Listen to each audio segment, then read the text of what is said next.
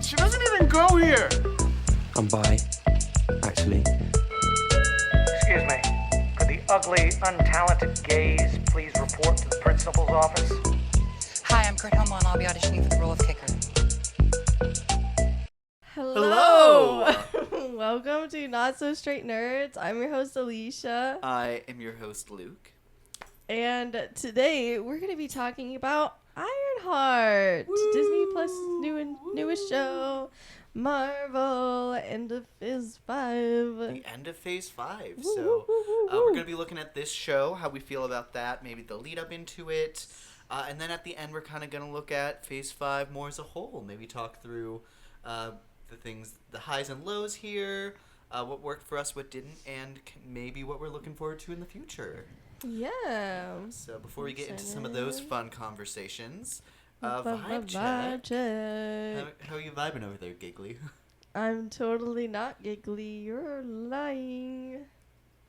We had to try doing the hello to this episode like 4 times. Because I was ready like 3 times and you weren't. So then I laughed. And then one time I tried to do it and laughed. So it was my bad one time. But really, like, girl math here, if the first 2 times I was gonna do it and he didn't, is it really my fault that I didn't do it the 3rd time? Like, not really, you know? Anyways. We're here now! Indeed. Right. He's like, don't make me fly. I want to stay on your shoulder. Right. Anyways, I can't turn my head because his butt is right there. Anyways, so about that vibe check. How are you? How am I? I'm doing pretty great. Work was long, but now I'm here. Got to hear some really great news about Superman. People seem to be loving it. I'm so got excited. to recently see some new updates on Marvel Rivals and some swimsuit skins that are coming out soon, which is very exciting. Very and then we nice. also get the newest update for season 3 soon, which is very exciting. Sometime in the next month, we might do another episode on Rivals, which would be very exciting. Yeah.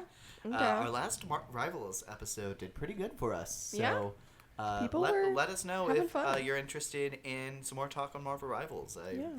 I would personally love to do another episode. So. Yeah.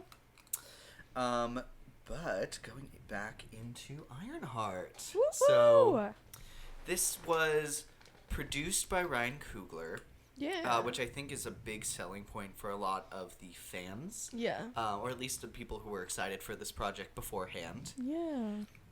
So. And isn't he also producing the Eyes of Wakanda show? Yes, he's doing that also later this year. I believe He's that's not in directing, but August. just producing again? Okay. Cool. Which, Anyways. yeah. Well, I'm interested to see how the perception on that one is. Mm-hmm. Here, I think it was very interesting to see the lead up because it's very polarizing. Mm-hmm. There's almost no middle ground, and I fear that makes kind of seeing perspective on this show feel a little weird to me. Mm-hmm. Because obviously there's the people who hate on it for all the wrong reasons. Yeah. It's a black woman superhero. She's trying to take the mantle of Iron Man. She's, you know. Or like, so they say. Sure, that's She's not really, true. Yeah, she's really not. But that's what they think. Or And tell then- themselves. So. And then there's people on the other side, which are like, this is one of the best MCU shows ever. And I don't want to negate any of the people in this category because I can definitely see how people line so up at least here. they're like nice, you know. Well, it's like, this is one of my favorite MCU shows. It's peak. It's, like, people hyping it up maybe a little louder than I think. I don't want to say the show deserves, but it almost feels like they're counteracting the other side. And I can't critique that at all because that's so fair. Yeah. To honestly. have to raise the positivity of it louder to kind of combat the other side of that to give it a fighting chance. Yeah. So I can't. I don't blame that side at all. But I do wish there was more nuance into the conversation of Ironheart, which we are going to have today. Yeah. Because I think there's a good amount of things that the show does really well. Mm-hmm. But I think there are some... I have notes. I Yeah. have notes. Yeah. Fair. And some stuff that doesn't work for me. So Okay. I'm interested to kind of compare that with you. Mm-hmm. And see if... see maybe if we can find any talking points to maybe see in shows going forward. Fair. I'm down. So Ironheart was introduced in the movie of Black Panther: Wakanda Forever. Yeah. So how did you feel about the introduction of Riri Williams? I was excited. She had such like fun, youthful energy that like reminded me of my generation, and so it was very refreshing to see what you knew was someone that was gonna become a superhero at some point kind of act not like you, but like people you would know and like. And I don't know. I just really liked her energy. I liked the role she played within the story. I think she worked really well, and I feel like Marvel is at a track record where you can have several examples of a character that went on to be like a major character be introduced within a movie that wasn't about them. Like Civil War is a good example for a few, like mainly Black Panther and Spider-Man. But those were both really, really good introductions. And then they went on... Look at Captain America with Winter Soldier and Falcon. Like, you know, yeah. No, I indeed. agree. Very fun. So... Okay. Hey, he's catching a fly on the wall. Or something. Anyways.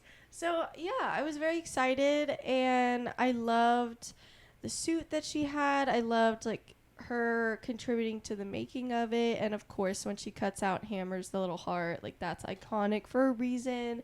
It's really great. And she kind of right off the bat does kind of bring that Tony Stark energy, but without, like she's young and she doesn't have the money that he has, and I feel like they really explore those differences in this show. So because she is kind of like she thinks she can do more than maybe she's capable of. She's like in over her head kind of thing. That's so Tony Stark. He's so like, well, I'm just gonna figure it out, and half the time he really like does it and needs some outside help or just gets really, really lucky. And that's very much Riri Williams as well. And so I thought that was fun to see the similarities, but still very clearly differentiate between, you know, who they are as characters, because they're not the same person. So I don't know. That was very fun. And then made me very excited for the show, despite the fact that Marvel like didn't advertise it almost at all. Mm-hmm. So yeah. Indeed.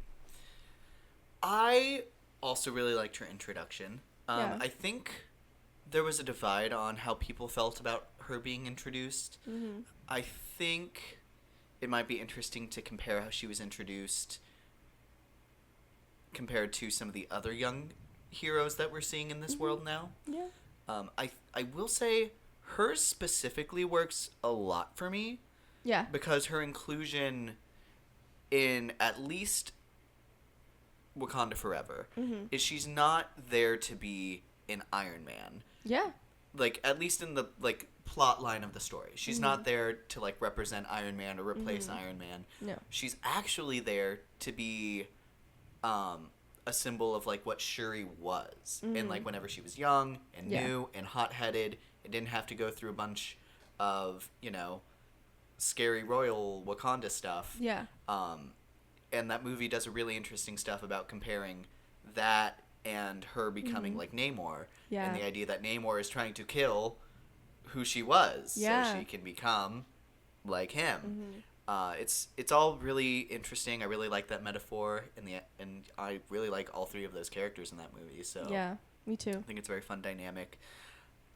That being Ooh. I also loved her suit. Yeah. Hot take, I think, for some people, but I loved how it looked at the end project there. That was fun. I was excited. It excited me to see what suits she built on her own in this show. I have a question. Go for it. Where do you think she could have still been introduced if Shuri did not become Black Panther in Wakanda Forever? Are you saying, like, if they did recast T'Challa, or in the timeline where Chadwick Boseman, Didn't rest die. in peace, didn't pass away? Yeah. I think it depends. I remember hearing that the plot of the Black Panther 2, whenever it was in mind for him to still like be there to star in it, it was supposed to be about like him catching up with the times and him dealing with the fact that he lost so many years to the blip. Okay. I think that's about all that we've ever heard about what that originally was. I don't even know if we knew who the villain was or whatever. I feel like they'd have to completely change how she got incorporated into it. Yeah. I think that she's a really great foil for Shuri. Mm-hmm. And so is Namor, which is why I think her introduction in Wakanda Forever works so well. Yeah. I don't know. They'd have to completely change the approach to how she would relate as a character to, T'Challa. Yeah. And I don't immediately see the connection there. Mm-hmm. Unless it's almost Sure. like a you remind me of my sister kind of thing, but it's... I don't know. For me, it really works for her and Shuri to kind of come together. Yeah. And especially in just almost the masterfully way that they did it. Yeah, it just, I don't know. It just fit, I guess. Yeah, it's I don't know. It's almost like tragically beautiful how everything kind of came together to make that all work out into this like really well established work on grief and how that changes you and how you kind of have to choose how you get through that. Yeah, That's why really I give so much credit to that movie, because it's not only good, it's good despite like really unfortunate circumstances.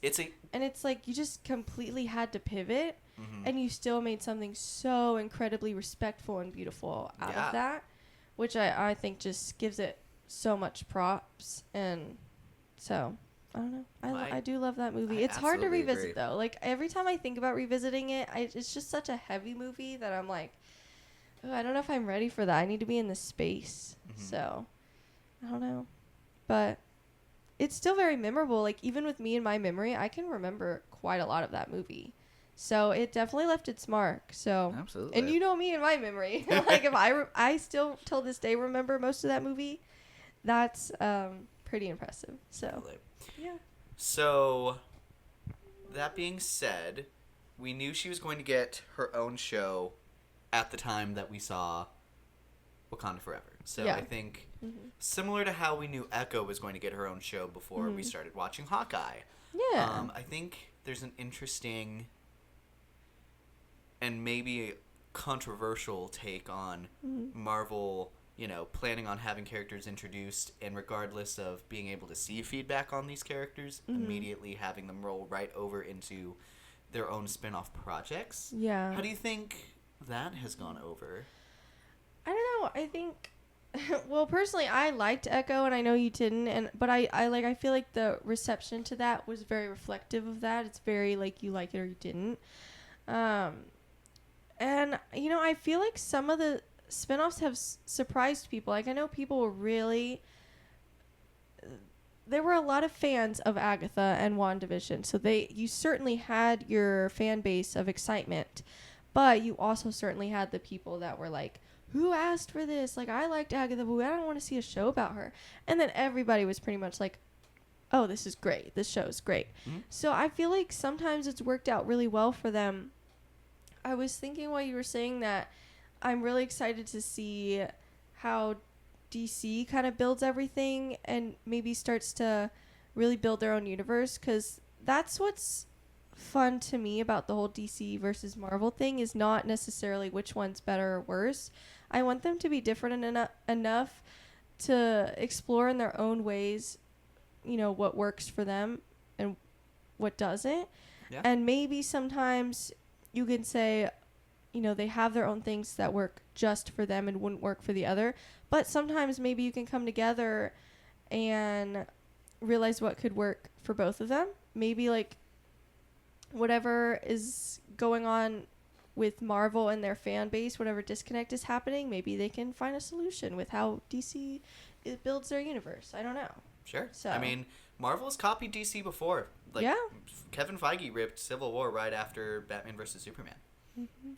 I mean, this is a much better movie than Batman and Superman, but yes. That's true. So, and I think that could be fun because what if DC copies something that Marvel has done where it didn't work out for Marvel, but it really works out for DC? Like, that's what's fun about it. Like?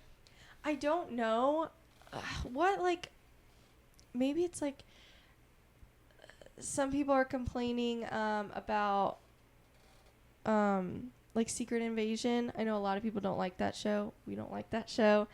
But if they had something along those lines, maybe they could find a way to make it work out more. You learn from their mistakes, essentially. Learn from Marvel's mistakes. Make it better. Obviously, it's going to be DC's own thing, like not Secret Invasion, like their own version of it. But I don't know. They could find something. They could... Maybe we'll see what happens with Doomsday and maybe learn some lessons from that because I'm still a little scared of that. Did you see that tweet where they're like, they don't even know what the third act is going to be still? That doesn't surprise me. Oh, it doesn't surprise me, but it still worries me. It's like, I'm really worried for this movie, actually. I have no idea what it's going to be. But, I don't know. Just things like that. Maybe, I had one in my... Oh, like the Young Avengers... I don't know, because I know they have, like, the Teen Titans. They have, like, a younger group or whatever. So maybe we'll see how they build the Young Avengers or Champions or whatever they decide to call them and whatever group they decide to make. And then maybe they can be like, oh, this worked, so we're going to do this for Teen Titans, but this doesn't work. And they're two different groups, but I don't know. I think it would be fun to bounce off each other. And within that friendly competition, both succeed more than they could have without the other. Sure. If that makes sense. No, that makes sense. Might make more sense if you see my hand movements, because I don't even know. I was like, sometimes I talk with my hand movements because I'm trying Spotify. to emphasize. No, I've been uploading it to Spotify too. Right. Everybody can see it unless you just like choose not to, which is fine. No, But anyways. Some great points. So, we knew this show was coming out. What were kind of your expectations going into the show? I was excited. I had not really known much about the show, but I knew I liked the character from Wakanda Forever, and I knew Ryan Coogler was producing it. So I was basically just like, it disappoints me and it does scare me a little bit that they're not advertising it and they're just kind of dumping it in 2 weeks. But I've seen this pattern before. Well, I don't know if that's the right thing to say. Do you think you've seen this film before? And did you like the ending? I've seen this film, but anyways. I don't know. I feel like, I guess I was just stubborn and was determined to not fall into that and just go into it with an open mind. Because I knew I was going to like the main character, and Anthony Ramos was the Hood, and I liked some of his work. So, I don't know. What I heard about the character and the villain sounded cool. And then, the more and more they kind of teased Mephisto in there. It's like, ooh, is he going to show up? If so, when? Like, we'll see. Indeed. We'll see on that. Anyways. Yeah, no, I will say, hearing about the Ironheart show, I think especially after Echo, which regardless, I would say, of how it landed, would you agree to that it didn't have a lot of impact in the momentum of the MCU? Oh, yeah, absolutely.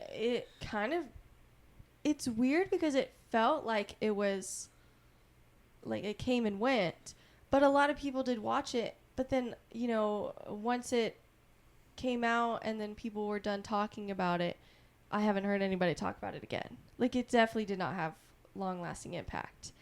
So, and it doesn't for me either. Like, I liked it in the moment, but I really, thinking back to it now, don't have any desire to rewatch it. I don't know if that's because I don't have a reason to, or if I liked it but it just didn't leave a lasting impression on me. I don't know.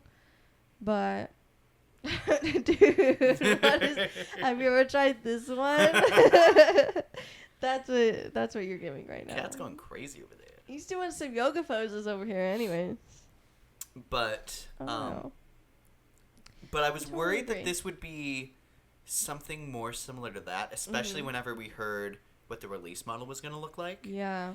Because Echo, they basically decided to label it a special presentation, which the internet was like, cool. So anything labeled that means we don't have to watch it to understand what's going on everywhere else. Ultimately, in Echo, that's not even true because it brings back Kingpin, Yeah. who was presumed dead. Mm-hmm. But, But I guess even then, like, Daredevil fans kind of know, like, Kingpin's always a come and go character. well, So but he's never been thought to be dead before. True. He's never been Not shot in the show, point blank anyways. in the head. So, there you go. He's So, just, like, But I was worried that this show built different. was going to be like that, just inherently, because I guess I was like, what's the pitch for that show? Yeah. And then, learning a little bit about it as it was being made, finding out who the villain was with the hood, Yeah. and the idea that it was supposed to be technology versus magic. I think that is a great pitch, especially with all of these different sections of the MCU. I think having a coming together of magic and technology, similar to like what Wakanda is, something more spiritual and cultural mixed with like the super advanced technology that Shuri brings to her people. I thought that was a great kind of step out of Wakanda and kind of bringing some of that same energy, to a normal U.S. city where we kind of see grounded life, but these elements that make it more. Yeah. So I was very excited, and I really liked Riri in that movie. So I expected to enjoy her character Yeah. a lot in this as well. And I was very excited for the suits. And I heard that there were a couple, which there were. Yeah. But I continued to be worried, and I'll be honest, even right to its release, about it being like a one and done. Yeah. I will say, I think the conversation has had some lasting power. I'm interested to see how long it lasts. Like, I think it's I would say it's already lasted longer than like Echo has. I think so. So Yeah. as long as it can do that. And I think the conversation will come back up, unlike I have no idea where Echo would come back up. So she's just like in her own land. Well, they like sidelined her in Yeah. Oklahoma. Mm-hmm. I really hope Echo comes back for Daredevil season 2. Yeah, that would be I fun. think that could be a great spin-off for a great little plot line for Kingpin. We get to see her back in New York. Please, let's get her in her comic outfit. That'd be baddie. fun. Ugh, Yeah. I don't know. I think that's like the perfect person to assemble on your vigilante team. Yeah, So that'd be really fun. absolutely. But I will say overall, maybe impressions on the show overall now. I think the show is definitely worth its time. I think it does introduce some really fun concepts. Like I said, technology versus magic. I really like how in-depth they dive into both of those things. Yeah, And I then agree. they do some really cool stuff to kind of see them clash against each other and then combine. Very fun stuff. Very fun. And overall, it's very fun. And I will say, it's more memorable than, I would say, like, the latter end of some of these Marvel shows. Well, and I feel like it's really cool. It's like kind of up its own alley because it's not quite just Doctor Strange, like with all the magic, but it's It's definitely like not grounded quite. magic, which I think is a very Yeah. interesting perspective. I agree, and it's not like nanotech. Like she still very much has like a practical suit. That's a really good way of putting it. It's So- not like the most extreme levels of technology or magic, Yeah, but it's still great combination of impressive both. for both, Yes. which is combined. It's very fun. Oh sure. So, I think we can go straight into our non-spoiler pros and cons. I'm down. Do you want to go ahead and kick us off then? Yeah. My God, what did you like? I like the visuals. The visuals. Tell me more. Tell me more. Anyways. I'm so sorry, guys. We're tweaking. I really liked the visuals of the show. Just like in general, when nothing action or magical or whatever was happening, but also when action was happening and when magic was happening. I have literally like no complaints. I don't have any shots that have stayed with me in like a bad way. So if anything bothered me in the moment, I think it helps that they have practical suits. yeah, and that's what's so nice. I'm like, ugh, I don't know. It just is visually very appealing. I like the color grading. I like the way they film certain things. Like you put the title cards. I thought that was Yes. always very clever. I think the styling of the show, like the way they shoot So Chicago, fun. feels very unique. Yeah. Like it doesn't feel like we're in New York, which is No. a great, like a very important differentiation. Yeah. I might be making up words, but it's That important to sounded make those right. two things sound different, feel different. And they definitely, like, I never once was like, oh, hey, this is just New York. Yeah, and I never got confused that if they were in New York or Chicago. I mean, yeah. So I think that's very fun. You know where she is, but it's still very much Chicago. They're not like trying to make it something it's not. So, yeah, very fun. Absolutely. I liked some of the themes that they explore, like moving on after death. It was very fun. Very interesting following her introduction in Wakanda Forever. Yes, because she has her own kind of experience in that. Might check my phone after this because someone's calling me. I don't know if that's going to do anything, but someone's calling me. Spam. The phone is ringing. You keep going. Anyways. Okay. Cool. It's over. Over and done with. Are we good? We're good. We're so good. Yay! Anyways, moving on after death. I guess I could say Riri also experiences this. I'm not going to say any more than that, but she goes through her own little arc about that throughout the entire show, and I think it's done really well.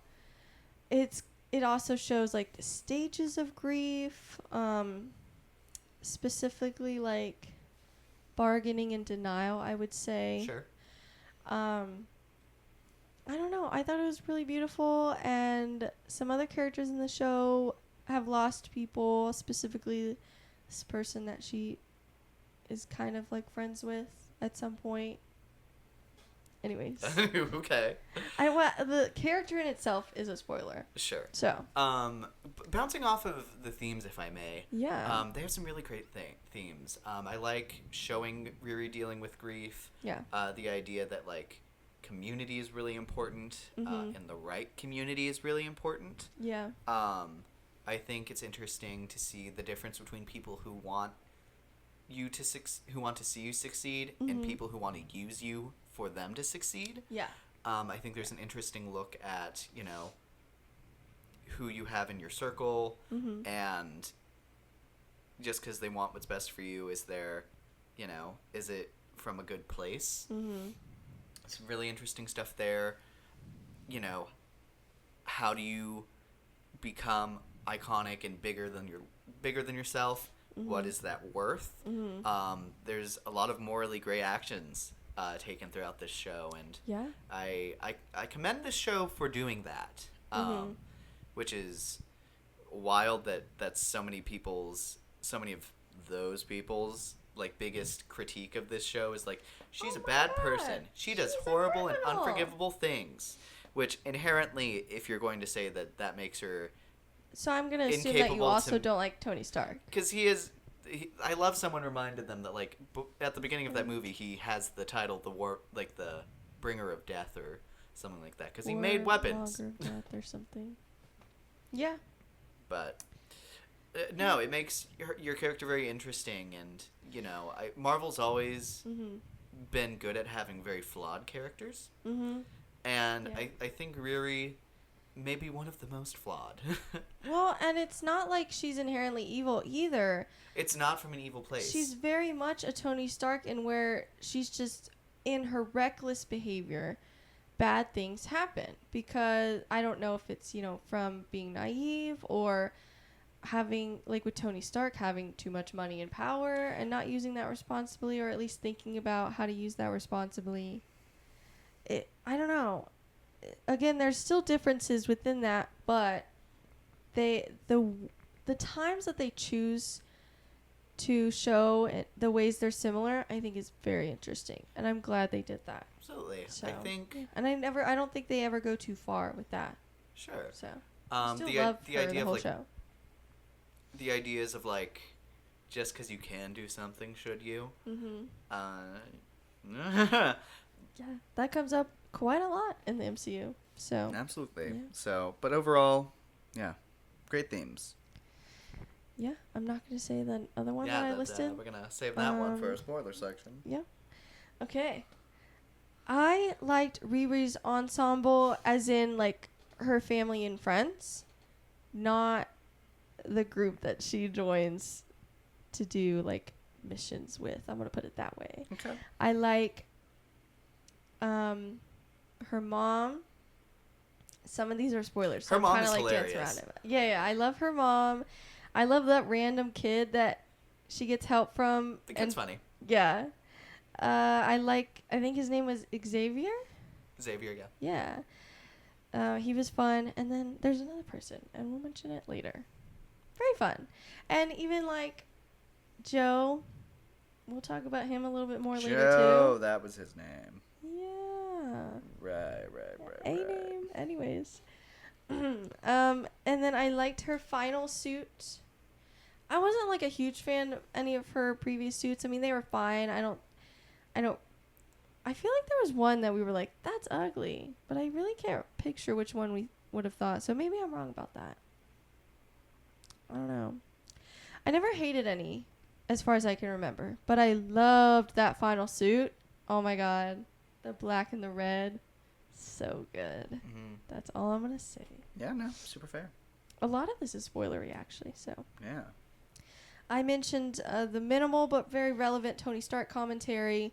She mentions a few times, and so do some of her friends, that she's just as smart as him, if not smarter. Isn't she smarter than him in the comics? I don't know if they really is. Okay.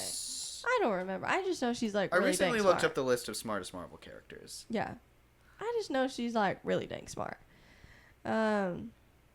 But she doesn't have the money and resources that he had. Now, I know people are saying, well, but that's so stupid because like his first suit was built in a cave on a box of scraps. I don't see why she would know that. Personally. No, there's definitely an element where people are forgetting that no one in this world knows Tony on an intimate level at all. He's just a rich guy who slept with a lot of women, built an iron suit, found a bunch of freaky superhero friends, and then, I guess, died to bring everyone back from dust. Mm-hmm. That's all most people know, aka Riri. So, it may be frustrating to hear, but in a way she is right, and she's not aware in the moments that she's wrong about it, Because he is, like, very privileged. He has a lot of money. He has a lot of resources. He had the privilege of having several suits on standby. Several suits. He had, like, nanotech at some point in his suits. And I do think that is a thing. It's not necessarily, like, me sitting here being like, that's a bad thing. Like, I'm not going to hate on him for having money, but that is a difference, and that is true that she has such a smart brain, but she can't quite build suit. And that's like a journey she goes on, is learning that maybe that's not always the point, and that doesn't stop her from being a hero and finding her own ways. Like, she does learn that she's limiting herself by constantly saying that as well. It's very nuanced, very, very like, gray areas, which I like. So eat it up. I eat that up.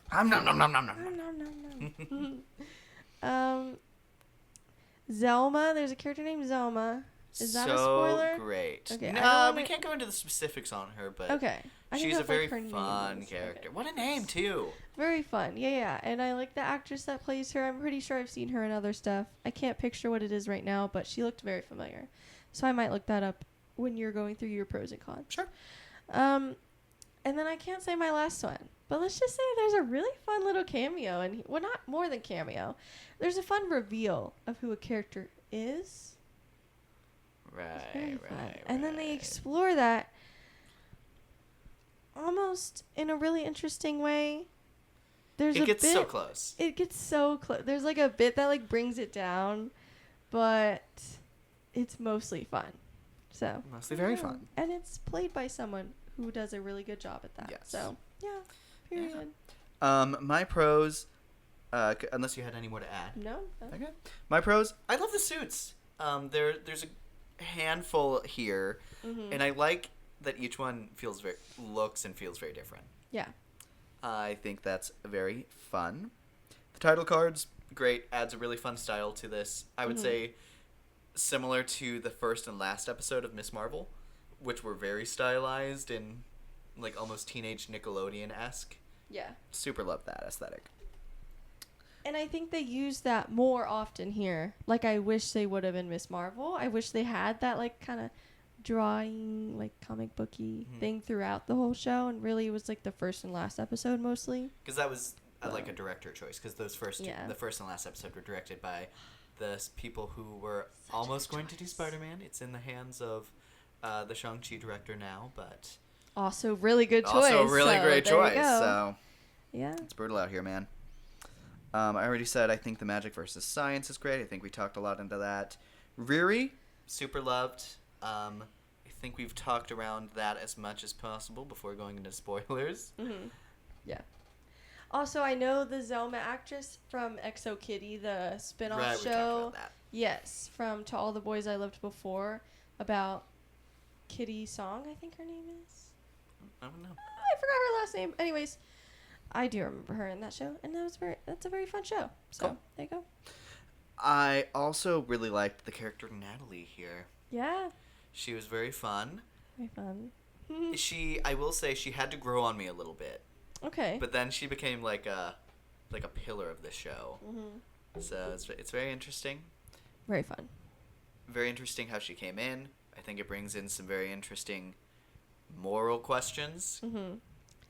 As you can probably tell, we're dancing around a lot of stuff Yes, here. we So, are. yeah. So, You've seen the show, you know why. but I'm glad she was here. She really grew on me. I also really liked most of the Hood. Overall, I feel very happy with what we got from the Hood. Yeah. Anthony Ramos, I think I've always enjoyed his stuff. I think he can select weird projects every now and then. Yeah. But this is one of my favorite things I've seen him do outside of Hamilton. Yeah. Well, And I in really, the Heights. in the He's great Heights, in I was The about Heights to as well. say. I really liked honestly, him in that. it might be those two and then this. Yeah. That's what I was thinking of when I was like, I've liked him and stuff. Sure. Those things. So, there you go. So, it's nice to see him do some fun work here. I will say, not everyone can wear that red leather-ass cape Yeah. for almost every scene and eat it. Yeah. And I will say, he doesn't always, but he does most times. And that's alone pretty impressive. Yeah. And I really like his aura and his vibes when he doesn't have the hood on and, like, the stuff feels on very- his skin. I think it's on my interesting face. that, like, towards the beginning you see him with it less. Yeah. And he feels a little lighter. And then whenever he has the hood on, he feels like a darker character, which feels very intentional, and I really like that. And It then, does, the stuff growing on his back, love that. Very fun. It does feel like it's hard because I want like a scary, serious aura from him when he's wearing the hood, and sometimes he has that, but then sometimes when I think maybe he's trying to play it as if it weighs him down, it almost makes him look small, and I don't really know if I like that choice. It feels like it like hugs him too much. Like it's wearing him and he's not wearing it, which I think is the point. Yeah, I don't know. And I don't know how you would play that in a way that I would like that. Maybe it's like I wish he kind of acted like he had a fake kind of confidence, but you could see it wearing on him. It feels like we're missing the confident part. Maybe. Sometimes. I don't know. I almost feel like he's more of a confident character when he's out of the hood. And I fear that's almost the intention. I don't know. Yeah, I agree with that. I do think, but I think like sometimes when he's trying to do something bad with the hood, he really locks in and it is scary. But it does come up from a very clear place of like, this is the hood. It doesn't feel, it feels like what he's supposed to feel, which is invincible with the hood essentially. So I don't know. And then he has some really awesome, like the effects on him I think are great throughout the show. And then towards the end he has a fight scene, and I loved that. Yeah. Could eat that for breakfast every day of the week. And there's a lot of subtle details with the like villains of the show.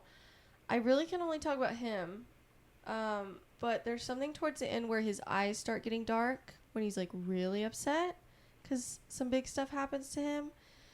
So just keep on the lookout for details because there are a few that are like a blink and you'll miss it. Yeah, kind the of devil thing. is in the details, Bev. Yeah. Anyways. But overall, super like him. I think he serves as a really great antagonist here. Yeah.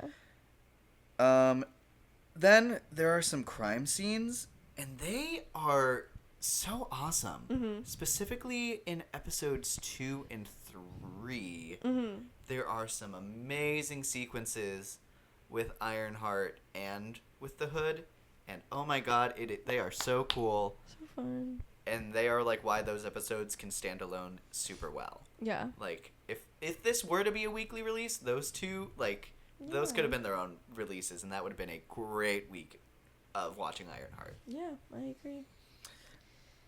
The magic looked rad. There's different types of magic, which is very cool. Oh wait, I do want to mention. Oh, go Didn't ahead. Echo all release at once? Yes, it was a binge.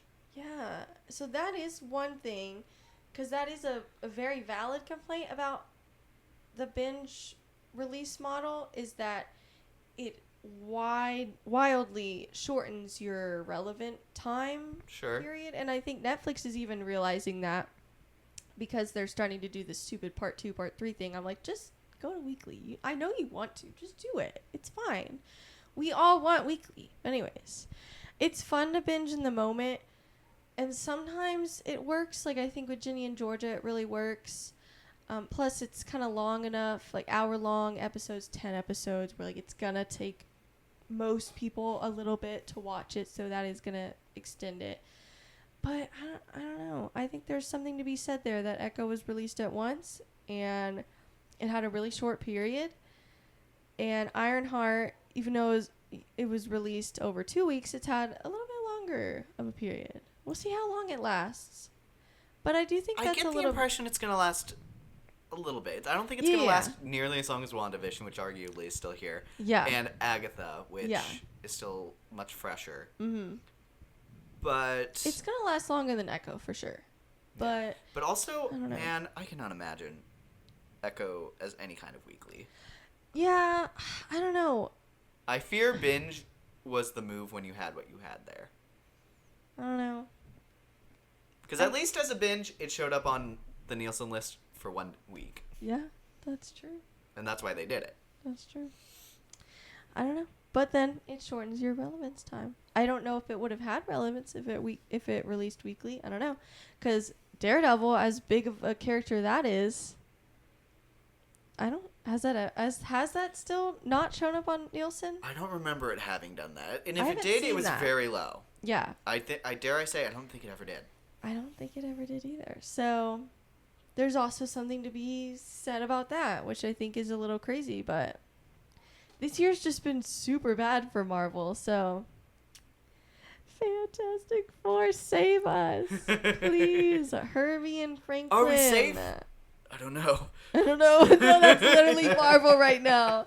They're like, oh, he ate that up because that's us right now. I don't know. Oh, what a score. I don't even know. The fantastic score.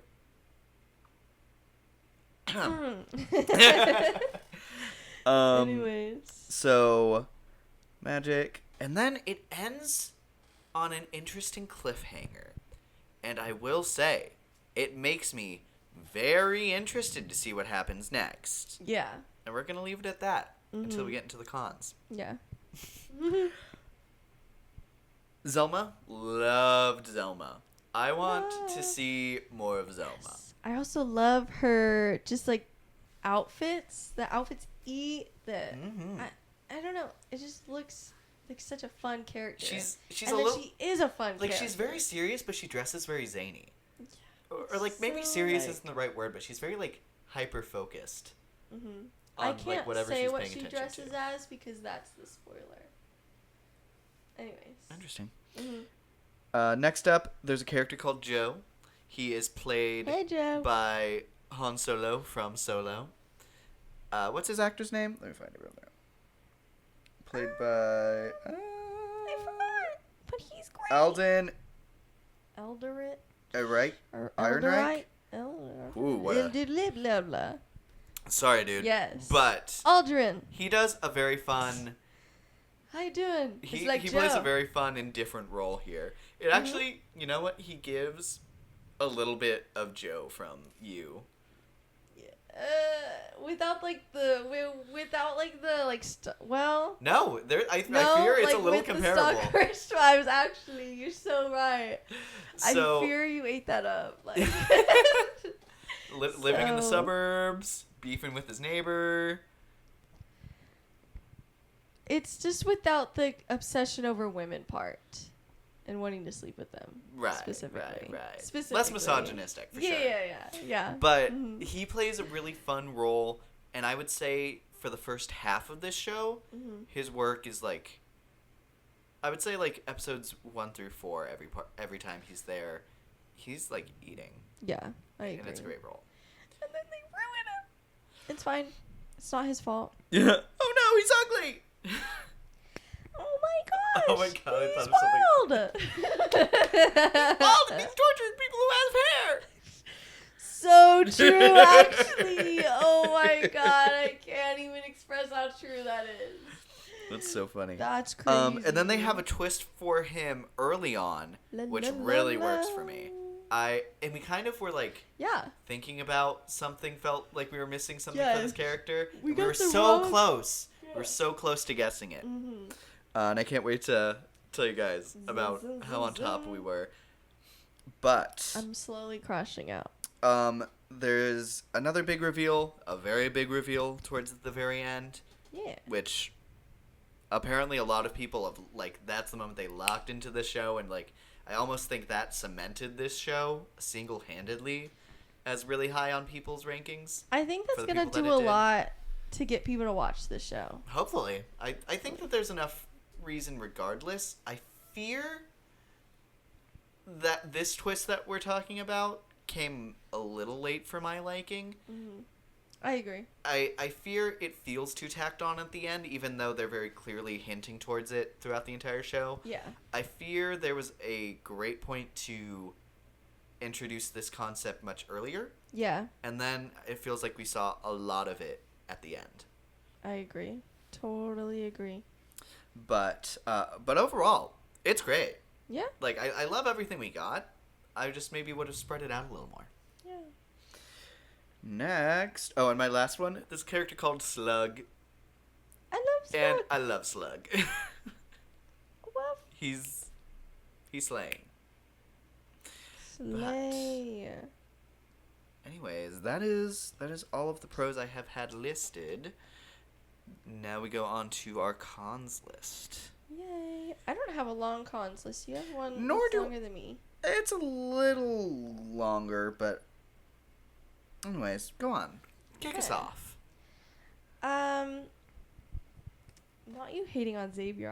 I clocked that. You I did clock clocked that. I liked Xavier. I thought We'll it was get- cute. we'll get to it. I We'll thought get it to was sweet. We'll get to it. Anyways, We'll get it's to it. fine. I'm sorry. I'm waking him up from his nap. He's cranky. Anyways, I feel like the ending, while a fun cliffhanger, it's super abrupt. Like it does. It almost feels like there was one or two episodes of The Pit where we were like, "Huh? That's where you're gonna end it?" There are parts of the pit where it's like, man, I feel like they didn't know where to end this episode, so they just like ended stopped it and then tacked the Yeah. rest of it onto the next episode. Yeah. And it is really interesting considering we have no idea when we're going to see either of these characters again. Any of these characters, really. Yeah. What Zelma, we have an idea, I think. Yeah, and I can't really say, but even Ironheart in general, I think you can yeah. ballpark possible places for her to show up again. Yeah. But considering she doesn't have a chair, and you know what? That would do probably so much if they... We need more chairs, guys. I We really do. think, and I really hope that after Fantastic Four, because there is such a long gap in movies, Yeah. because the next one is Spider-Man 4, right? Or no, is it? Yeah, I think Yeah, so. Spider-Man Brand 4 new is the next day. one. And that's And that July is, of next year. Like, not even started filming yet, I don't even think. Or they just started filming it. I It's think one they of the two. just started Regardless, filming. it is That's crazy. a long gap. Like, I feel like another chair announcement is like the perfect thing to kind of fill that gap Yeah. towards like the halfway point. And you have so many more characters that almost need to be added. Yeah, and I hate to say it because I feel like the holiday season is too busy for something like that. Mhm. I would say like the spring season would be perfect because nothing ever happens in the spring. No, it feels like So that'll be you would, like like, the highlight of like a overtake it. January or February. Yeah. You do have to be careful because that is like award season as well. But if you do it like early enough, like January, February, I think you're fine. Sure. Or like early February. So don't kind of get too close to the Oscars, I would say. But I mean, the chairs, I don't. The chairs are like they would The overtake chairs the were internet, awesome. so, Some people yeah. hate on the chairs, but I was locked in, Yeah. and that I had so much fun that day. Well, and it was, I know people were saying like, well, people are at work all day, but it's like, yeah, because then it's fun because you get to open Twitter, and every time you open Twitter, you see a new chair. If you can't like stream it while you're at work, or you're at home like I was, and you just got to like sit and watch TV and I had it on my laptop. So then anytime the music got louder, I was like, okay, lock in, like every like whatever 15, 20 minutes it was. Something like that. And then rather than like if they did it every 5 seconds or whatever, then you'd like miss the whole thing if you were at work and it came at the wrong time. Sure, So, it's interesting. It's always I think fun to have everyone doing the same thing at the same time. Like that Yeah. creates a sense of community. Yeah. You know, and even when you are complaining, you're complaining with a group. Yeah. So regardless Very of how true. people feel about it, it's a shared experience that everyone kind of remembers and talks about. Mm-hmm. Got people talking, but it is interesting that some of the highest trending words were characters that did not get a chair, like Wanda, Spider-Man, Storm, Wolverine. Doctor Strange.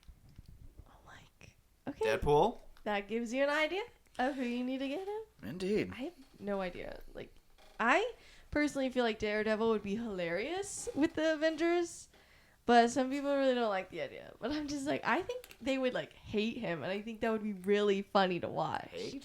Well, like, cause he'd be annoying, like a Wolverine kind of thing. I feel like they'd be so over him the whole movie, but that would be so funny to me. So I don't know. Anyways, it's fine. Indeed. And then the criminal group is like just so incredibly forgettable. Except And Slug. I don't. Oh yeah. Slug, Slug we're could not talking never. about you. Love you. Yeah. Everyone else, I'm like, I don't know their names. I don't really care to know their names. I don't care to know them or sorry. remember them or feel sad Are you about hating them. on anything. Clown right now? Who? So sorry, I'm dead ass. I'm like, what? Who are you talking about right now? It's Clown, the one with the bombs. With the bombs? Yeah. I'm so confused right now. I have no idea what you're talking about. Anyways, you go. Wow. Your turn. Now who's the clown? Anyways, I think I was worried with the first episode. I think they have some really great stuff in the first episode. However, I felt it was a tad slow. I feel like that just might be a me thing because I think I felt the same for a good amount of shows Okay. like recently. Because I didn't feel like it was slow. I felt like it, I don't know. I was having a good time and I was here for whatever they were building towards. I remember having the feeling like the first episode ended and then it ended on the cliffhanger. I think the cliffhangers for like each episode have been really good for this show. But it ended on that first cliffhanger, and I was like, oh, that's really interesting. And then episode 2 came, and I was like, okay, I'm locked in now. Like, it took me to episode 2 to be like, I'm here. Okay. But it also, I don't think, helped that I think in the first episode, that's the scene where she gets locked in the elevator. And I think that would have been great if I didn't see that before the episode came out. I think that would have been a very fun, like, building piece. But I already knew what happened. So I was like, okay, cool, I've seen this. Yeah. And yep, she does that. Well, I mean, like, and you would know that she doesn't die because... It's her show. Yeah, it's her show. But still, you want to know how she died or doesn't die. How she dies. Sorry, guys. No, I'm just kidding. Spoiler! No, I'm just kidding. But they already released the clip, so you already know if you watched it. But I was definitely locked in by... If you haven't watched it, don't watch it. By episode 2. I fear if we were going to do weekly, I think I would recommend them do 1 and 2 together. Yeah. And then 3 going forward could all stand on its own. And sometimes that works really well. So, yeah, I totally agree. I think that could have been fun. Next up, Joe is given a character change. And I don't like it. It could have worked. It didn't He's work. bald. Like I can see universes where it works for me. We're not in one of those universes. I don't. I think it's giving like one of those cringy additions. I don't know how to dance around it. That it's just like, ugh. I'm like embarrassed for them. I have secondhand embarrassment because they think they're so cool right now, and they're just not.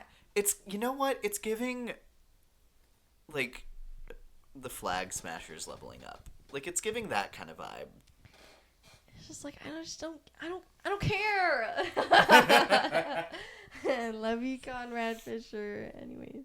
Yeah. But so I don't like that, and it agree. particularly sucks because if it happened to almost any other character, I wouldn't be losing a great character. Yeah. But you love Joe. I like Joe so much. It's like if Bob got a lame upgrade, like if he wasn't Sentry and he like leveled up to something stupid. That's like what I'm it Bob, was. and I just joined the Flag Smasher. Oh my god. Yeah.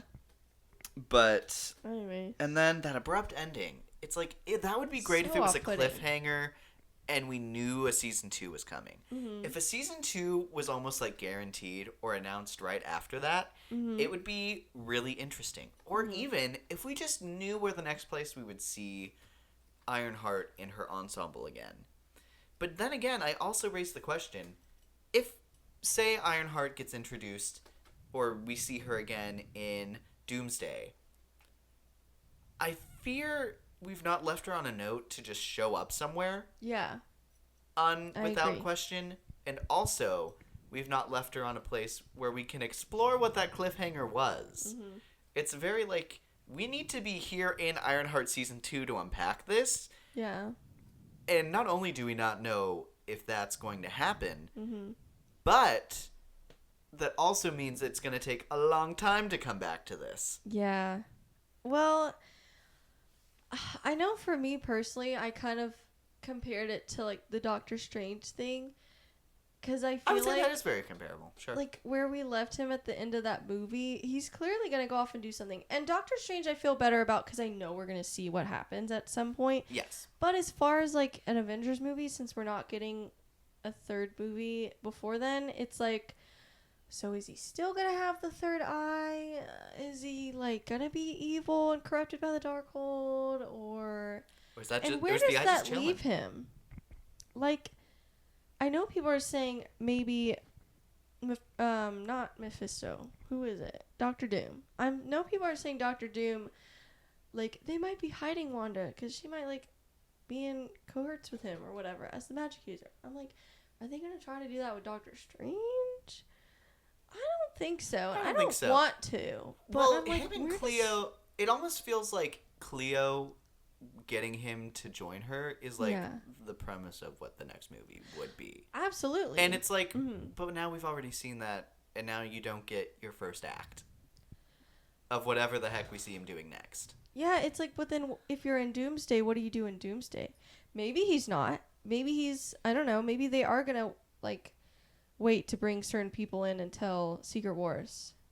But then, I don't know if we're even getting Doctor Strange 3 before Secret Wars. I think Doctor Strange 3 is confirmed. As far, the last I heard it was. I think they're confirmed to be working on it. I don't think it's been officially greenlit. Yeah, and after Blade, it's like, we need to know what's happening at this point to, like, be for sure. So, Blade's been in development hell for years. Indeed. So unfortunate. Very. So, and then with that ending, it doesn't let us know what happened to a lot of these characters. It's like, there's some specific characters that are like, so what did they do next? Yeah. What is next for these characters? Mm-hmm. And we just don't know. Nope. And specifically, there's an end credit scene, and there's a character that shows up, and it's like, oh, this character will return. And it's like, this is not a character that needed a post-credit scene to return. Because this is easily a character that just could have showed up again, and it would have been like, but like, I don't know. It almost would have been cooler to see them just show up without being like, oh my god, they're still around. Yeah, I agree. I don't know. Yeah, and it's not even like actively setting up anything cool. It's just like, yeah, this character, right? Remember from the episode you just watched? It's giving the Captain America Brave New World post credit scene. A little bit. It's certainly down there. Bit. Yeah. I don't think it's quite as like useless as that No. one, but No, that one was straight up like annoying. yeah. But I can't believe they wasted however much money on filming that. yeah, what happens to her next? Also very interesting. I continue to just hope when we see her again, she's in a place where we can unpack some of that stuff. Mm-hmm. And it also makes me wonder whenever these either Young Avengers or these champions come together, are we going to have enough time to unpack where every character is at? Because like we know Billy has his witch aunt following him, and they're looking for his brother. Mm-hmm. We have Riri with where she's ended up, which is some pretty heavy stuff. We have America Chavez, who's supposed to be learning to be a wizard right now. And You're a wizard, America. and we can go down the list, and we might unpack a Yeah. little more later. But it feels like they have such different things going on. Mm-hmm. I'm very curious, A, how they all come together, and B, is there enough space to kind of fit all of these different things going on? Yeah. To be fair, I guess the first Avengers did. But I fear it's easier to do this all in a movie than a show, which I fear is what they're going to go for. But I don't know, man. I don't know either. And then lastly, and I don't say that he's the worst part at all. And worst, even bad is maybe the wrong term to use, but Xavier, as far as Marvel love interests go, I think is meh. He's very forgettable, but I didn't like dislike him. I disliked him for like a little bit in the middle. Just like, dude, shut up. Oh, I know why you like. Yeah. Well, he was annoying for that, but also like it was coming from a place of grief. So, and I don't know. I kind of see where he was coming from. I mean, I don't know. Why The he whole would thing freak just out. seemed like a really dumb idea all around for everyone there involved. Yeah. But, anyways, any other cons to add? No? Cool. So we are gonna go on to our spoiler talk for Ironheart. Don't eat the cat tree. You have been warned. You can watch it now on Disney Plus. So, That's unhealthy. oh, and we do have a countdown. Okay, 3, 2, 1. Mephisto! Oh, man, King, it is so nice to see you.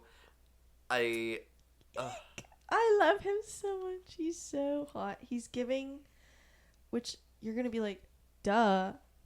Just hang on. You're about to say he's giving Lucifer? Yes, he's giving Lucifer, and that's good. That's what he should be giving, because he basically is. He's the devil. Indeed. But he's giving like the eyeliner. Oh, the eyeliner's giving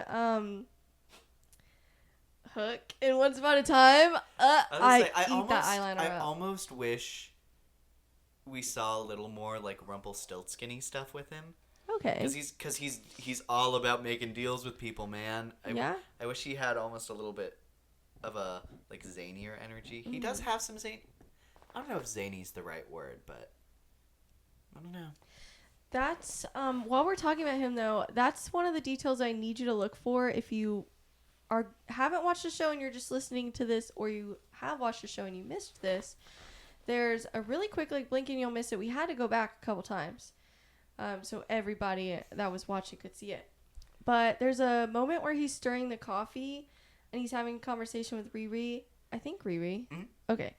And he like taps the spoon on the cup and then holds it for a second and then pulls it away. And when he holds it for a second, you can see his reflection is red and has glowing eyes like the devil. Like his comic accurate look. Yes.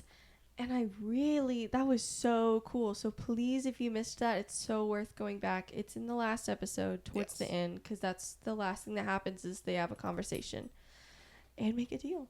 Yeah. So, yeah, definitely go back to see that. It's so worth it. It's very chilling. Very, very cool. Very glad you saw that, because I blinked and missed it. And you were like, cool. wait. Go back. And then we were like gagged. Our jaws were on the floor. Oh, it was so cool. Yeah, and he did a really good. The actor, I guess, was rumored to play him on Reddit, which was so funny to read after the fact that Dominic Thorne, the girl who plays Riri, also read those Reddit theories, and they didn't tell her that who was playing him or whatever, until they had to film scenes together, and then she was like, "Oh, the Reddit guy." That's what she said, and I think that's really funny. That's funny. You did such a good job. Mm-hmm. Hey. He definitely sold a part that was very small for him. Yeah. Which is great.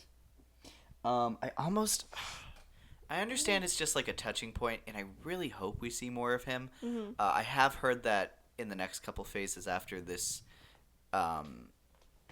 multiverse saga is over, they're going to try and approach mutants and the supernatural elements a lot more, which means more of him, which I'm so excited for. Yeah, very fun. But I do wish we almost got a little bit more of a glimpse. It's just, but I understand it's almost like a tease. It's like, it's right there. And It's like it's beautiful. Here, the damn, glimpses like you're all you taking. WandaVision fans, he's here. Now shut up and be quiet. That's what it was giving. It was I don't know. I fear they could have. If it was that, he would have been all throughout the show, as he almost definitely could have. I think at like the halfway point, I would have like introduced him. I like that they didn't give his name until the last episode. Yeah. But I would have introduced him a bit earlier. Yeah, like I think you had seen the title card for episode 4. The M was in red, and so I mean that would have been, and narratively that would have worked. There was a time we were like, oh, here he is. Because I think there was like a shadow or whatever, and we thought it was going to be his shadow, but it was Riri's. No, that was episode 3. Yeah, that was the end of episode 3.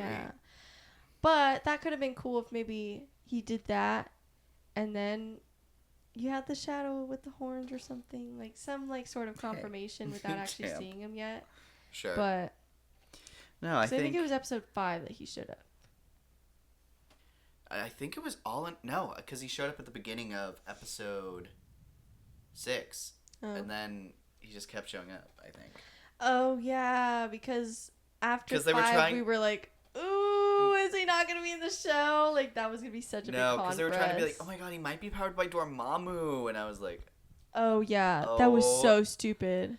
Well, and then I looked it up because I have a Marvel character he does encyclopedia. like the necklaces. And apparently in the comics, he got his hood, like, originally from Dormammu. Interesting. Which I guess is canonically what they were playing at, but... Man, we So don't want to glad see it was- Dormammu again. No, thank you. Ow. We're good. But, maybe going back on some of these things with spoilers. Natalie. I want to talk about Natalie. So, Natalie, her best friend, who died, but is back as an AI. Not on purpose. Accidental, Creation. accidental trauma. How do we feel about her? I know we like her. I thought that was really cool and interesting. a fun way to bring her back, because it does make the later scene where Xavier gets mad at her for that. It does make it be like, yes, it's a messy situation, because at the end of the day, Riri is choosing to keep her around. And she is kind of like treating her basically like a real person. At first, she's very hesitant about it, but then she comes around and kind of starts using her as like, as if she never left.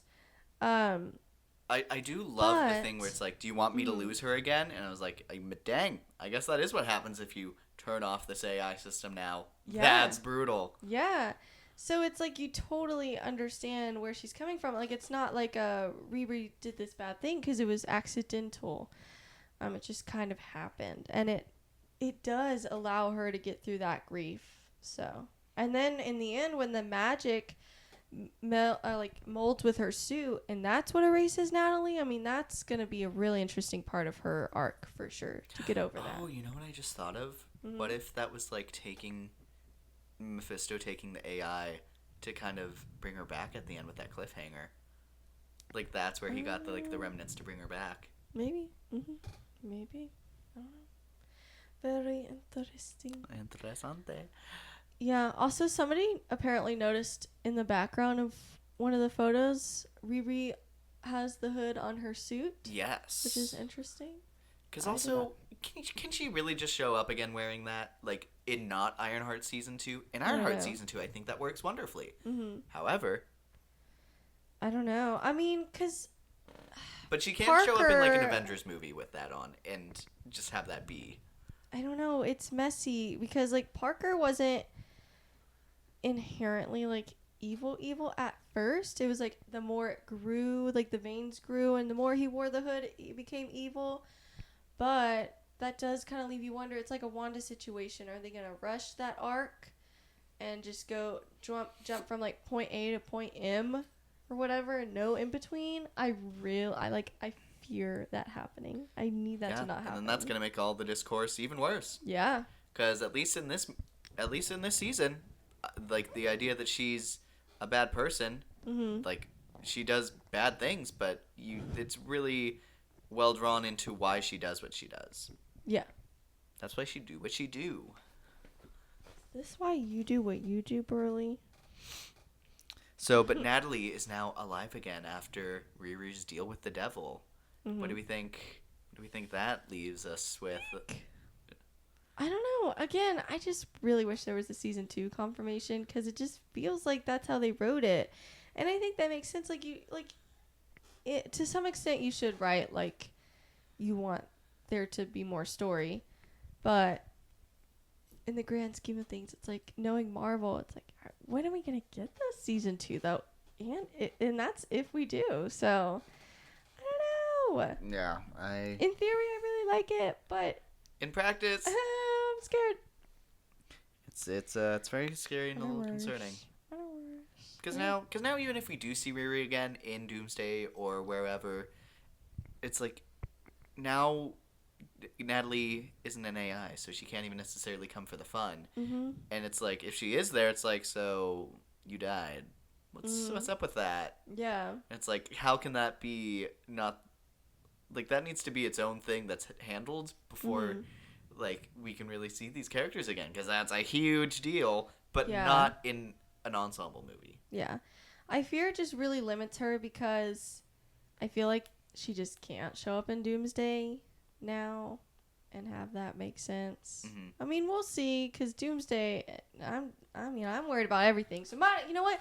Might as well worry about what's one more thing, you know? Come on! Might as well, but if they're going to pull like a Wanda and Multiverse of Madness situation, then I don't want it.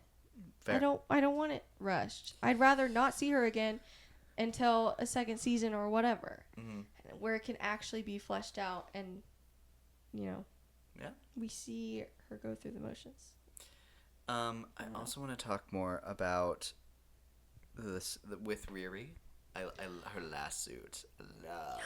Love that suit. It's made from the car. Mm-hmm. Oh, the white energy in it. Mm-hmm. Love that. Whenever she like puts the red magic into it with Zelma, love that. Love the coloring. Yeah. And I like it that it's different. It's not like an Iron Man, like you don't hear like the or whatever. It's like its own power source, which is very fun. Because it wouldn't have an arc reactor. Yeah. So very fun. Still its own thing. absolutely. And then that last fight scene with the Hood. I loved the Hood going full demon mode. Me too. I know that he does that in the comics. I was interested to see if we get any of that, and I loved seeing it. It was scary. Yeah. And then he went beast mode, and then his bending bullets I thought were really cool throughout. I think he did some fun stuff with the invisibility. I think I really loved how Riri realized she wouldn't be safe anywhere because he could turn invisible and be anywhere. Yeah. I super loved her dealing with that as well. He was given all the aura in that final episode for sure. Indeed. I loved it. How do you feel about, and we're still on the Hood here, how do you feel about the reveal that it was all so he could get back at his dad? I mean, I guess I didn't really think much about it. I was just like, sure. I guess I would have liked more flashbacks to see, specifically why he hates his dad so much. I want to see it more. 'Cause I know his dad, kicked him out at an early age? Yes. After his mom died. Yeah. So obviously that's shitty. But I don't know. I guess some flashbacks would have been nice to see the build up there. We didn't really get a whole lot of flashbacks with him. I think just a couple with the first. With him getting the Hood. Yeah. So I don't know. Kind of whatever. Yeah. So, and him confronting it. I mean, that's a very classic thing. Confronting his dad, and then his dad saying you're a coward for this, and Sure. I will say I loved him confronting the other CEOs a lot better, which is unfortunate. Yeah. What you gonna do? What you gonna do? I like that he dressed up in a suit under the Hood. I thought that was really cool. I do think he played that really well. So. Speaking of things that played really well, let's talk about Joe. Don't you mean Ezekiel Stain? Ezekiel Stain. Literally, the episode before they revealed it, I was like, he talks about his dad a lot. What if his dad is Justin Hammer? Yeah. So we were really close. I was so close. Yeah. I went to Iron Man 2 instead of Iron Man 1. But then whenever there was it's dad, and then they revealed Obadiah on there, I was like, oh my no, and I loved that reveal. I think that reveal is amazing. I think Joe is so fun in the first 3 episodes, with him on the edge of dabbling with black market technology, and he has the bunker with all the live, laugh, love signs, and him just trying to survive in the suburbs. I thought that was hilarious. He's so smart, and he has all this crazy, scary weaponry and parts and everything, but he can't even confront his Karen neighbor. It's so funny. It's that was kind of perfect. I was like, dang, I kind of like this guy a lot. He's really funny. Absolutely. And so how do you feel about when he gets his bio upgrades? I don't know. I feel like if things look cool, I accept them easier narratively than if they don't look cool. And they So don't it's look cool. And it doesn't look cool. And so it's and sometimes that's everything in a comic book project. Sure. Sometimes it just really needs to look cool. Do you think it would have worked maybe a little better if he kept the hair? Yeah. Unfortunately, I don't think he's destined to be bald. I'm so sorry for when you get old and you start balding. You should get a hair transplant. No, I'm just kidding. I should not condone that. But anyways, it's fine. Just don't go bald and then turn yourself into a machine. Sure. How do you feel about the whole thing with him having the upgrades? I liked him tearing the suit off of Riri. I also liked the idea that if this was going to happen, that he wasn't going to kill Riri because he's nicer than the bad guys, even though he's now one of them. Yeah. How do you feel about after that Parker then having voice commands over him? I don't know. I felt like that. It felt like it just dragged on. It didn't need to happen, I guess.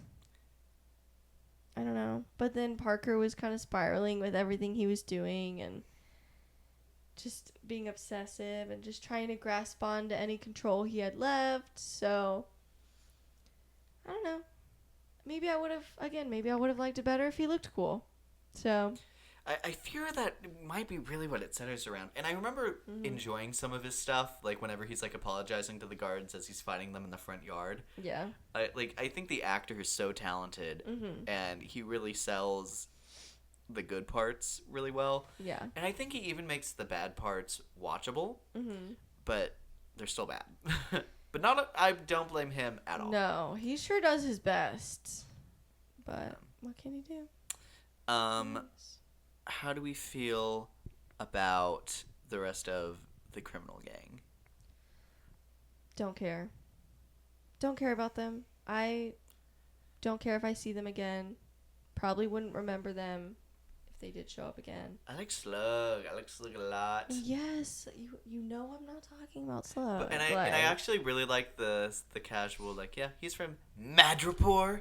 You heard of it? You just made my cat flinch so Good. much. It's Madripoor. No. Get on that reference. It's okay. I feel like he's up the lane of, like, Madison, where, like, he doesn't need to show up again, but, like, I really want them to show up again. You know what I mean? We need to get them in a group chat. We need to assemble, like, their own group. Interesting. We'll throw Morris in there. Or Morris, and then the guy from Loki, Owen Wilson's character. Morbius. Yes. It's like doesn't No, he show Mobius, up? not Morbius. Sorry. Right. Oh my God. Sorry. But I was like, I don't know. It's like, sure, maybe you don't like need to show up, but like, why not? We just love you so much. Just No, show I wouldn't up say again. Mobius from Loki. I'd say like Miss Minutes from Loki. Yeah, that's fine. Like Mobius was a pretty big character. Miss Minutes would be a fun, like, kind of every now and then pop up. I feel she and- matches the vibes. Yeah. So yeah, we're a Very little funny. Avengers team there.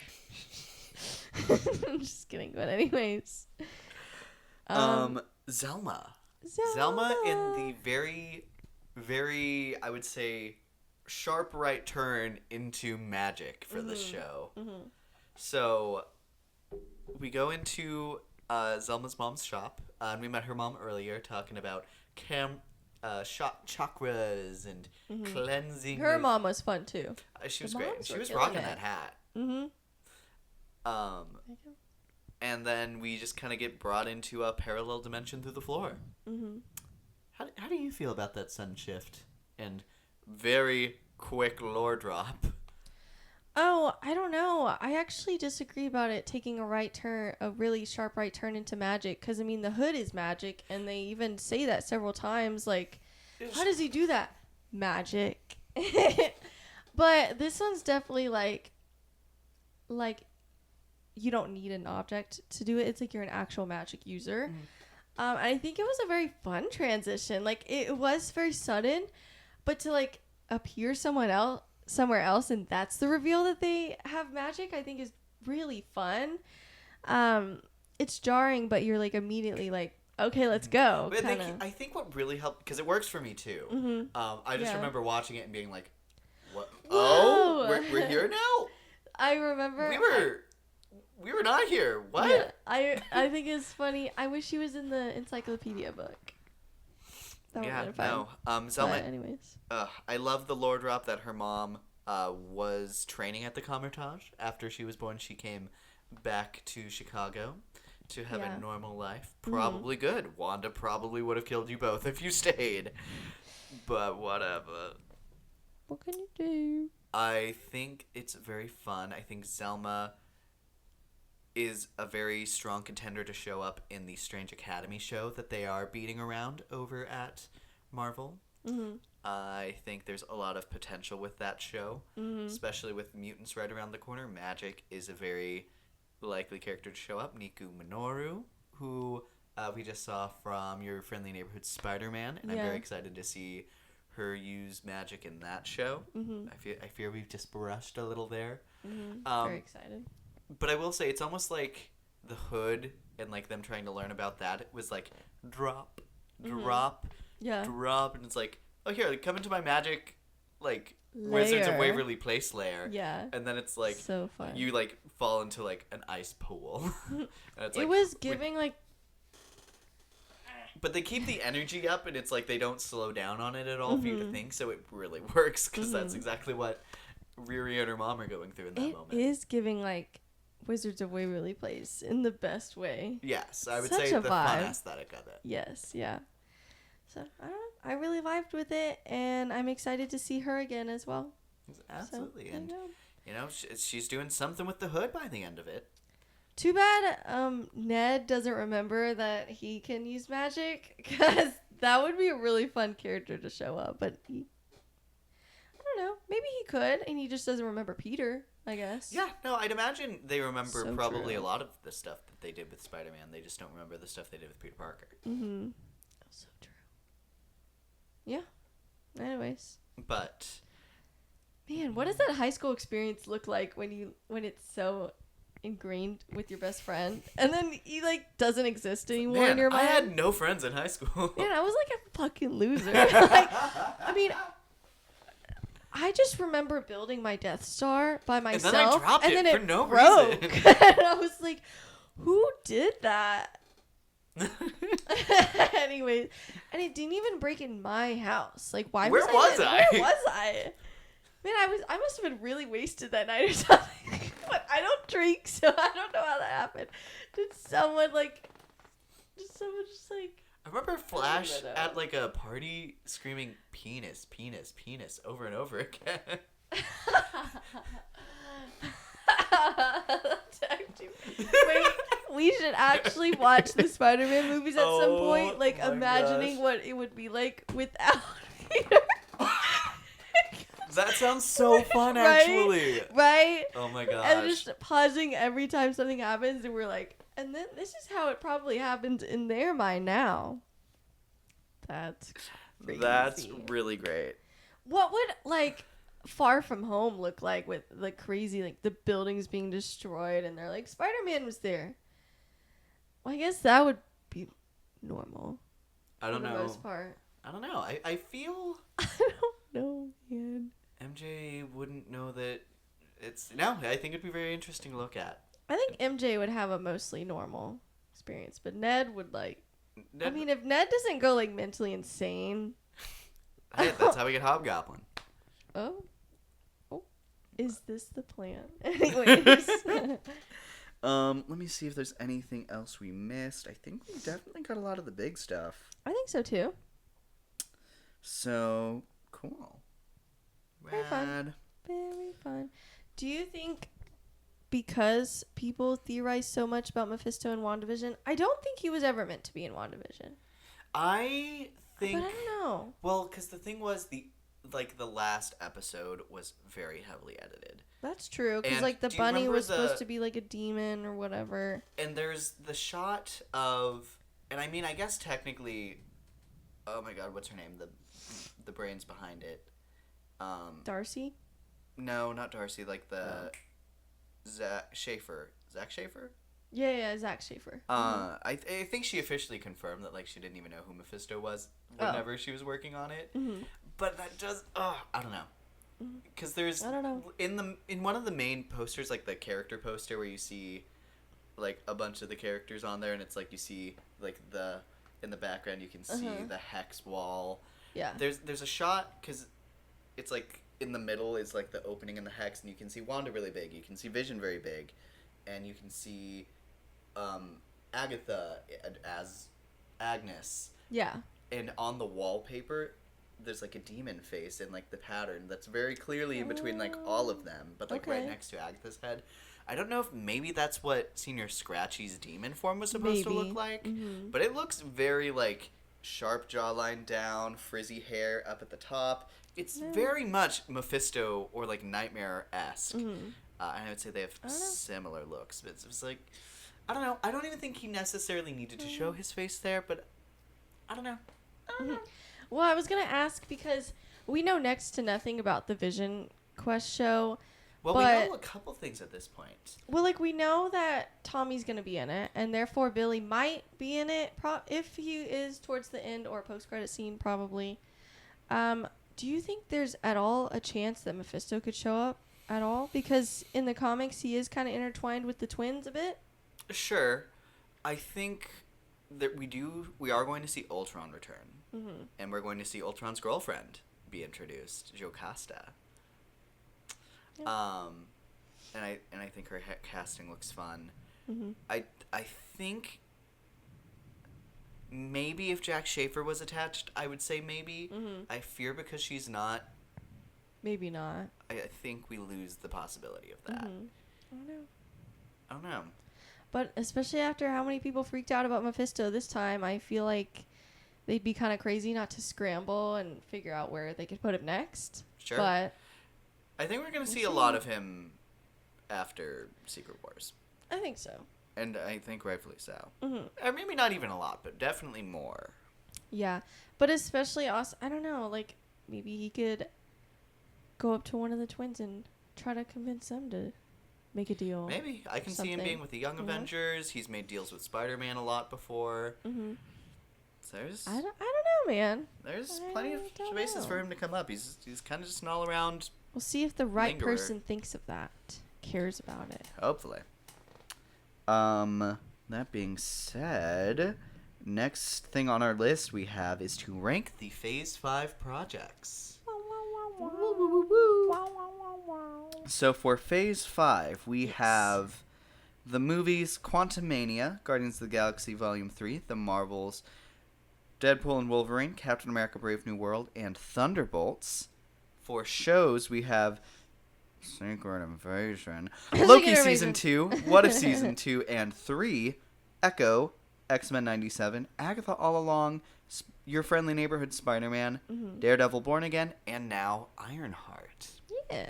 So we have 16 shows, and we are going to go through what our rankings are of these. So Yeah. definitely let us know what y'all's are in the comments, please. I'd be very fascinated to see how everyone else feels about these projects.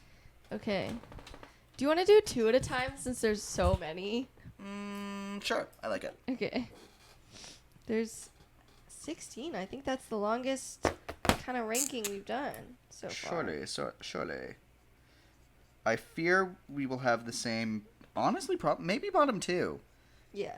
I'm going to be surprised if you disliked something more than these two. Me too. Okay. Okay. 3, 2, 1. Secret Invasion Yeah. and Quantumania. Yeah. Yeah, there they are. There they are. Like, imagine 16.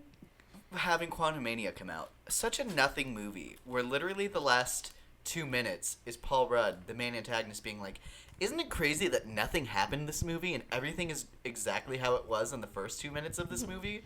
But like, what if we didn't? What if something did happen?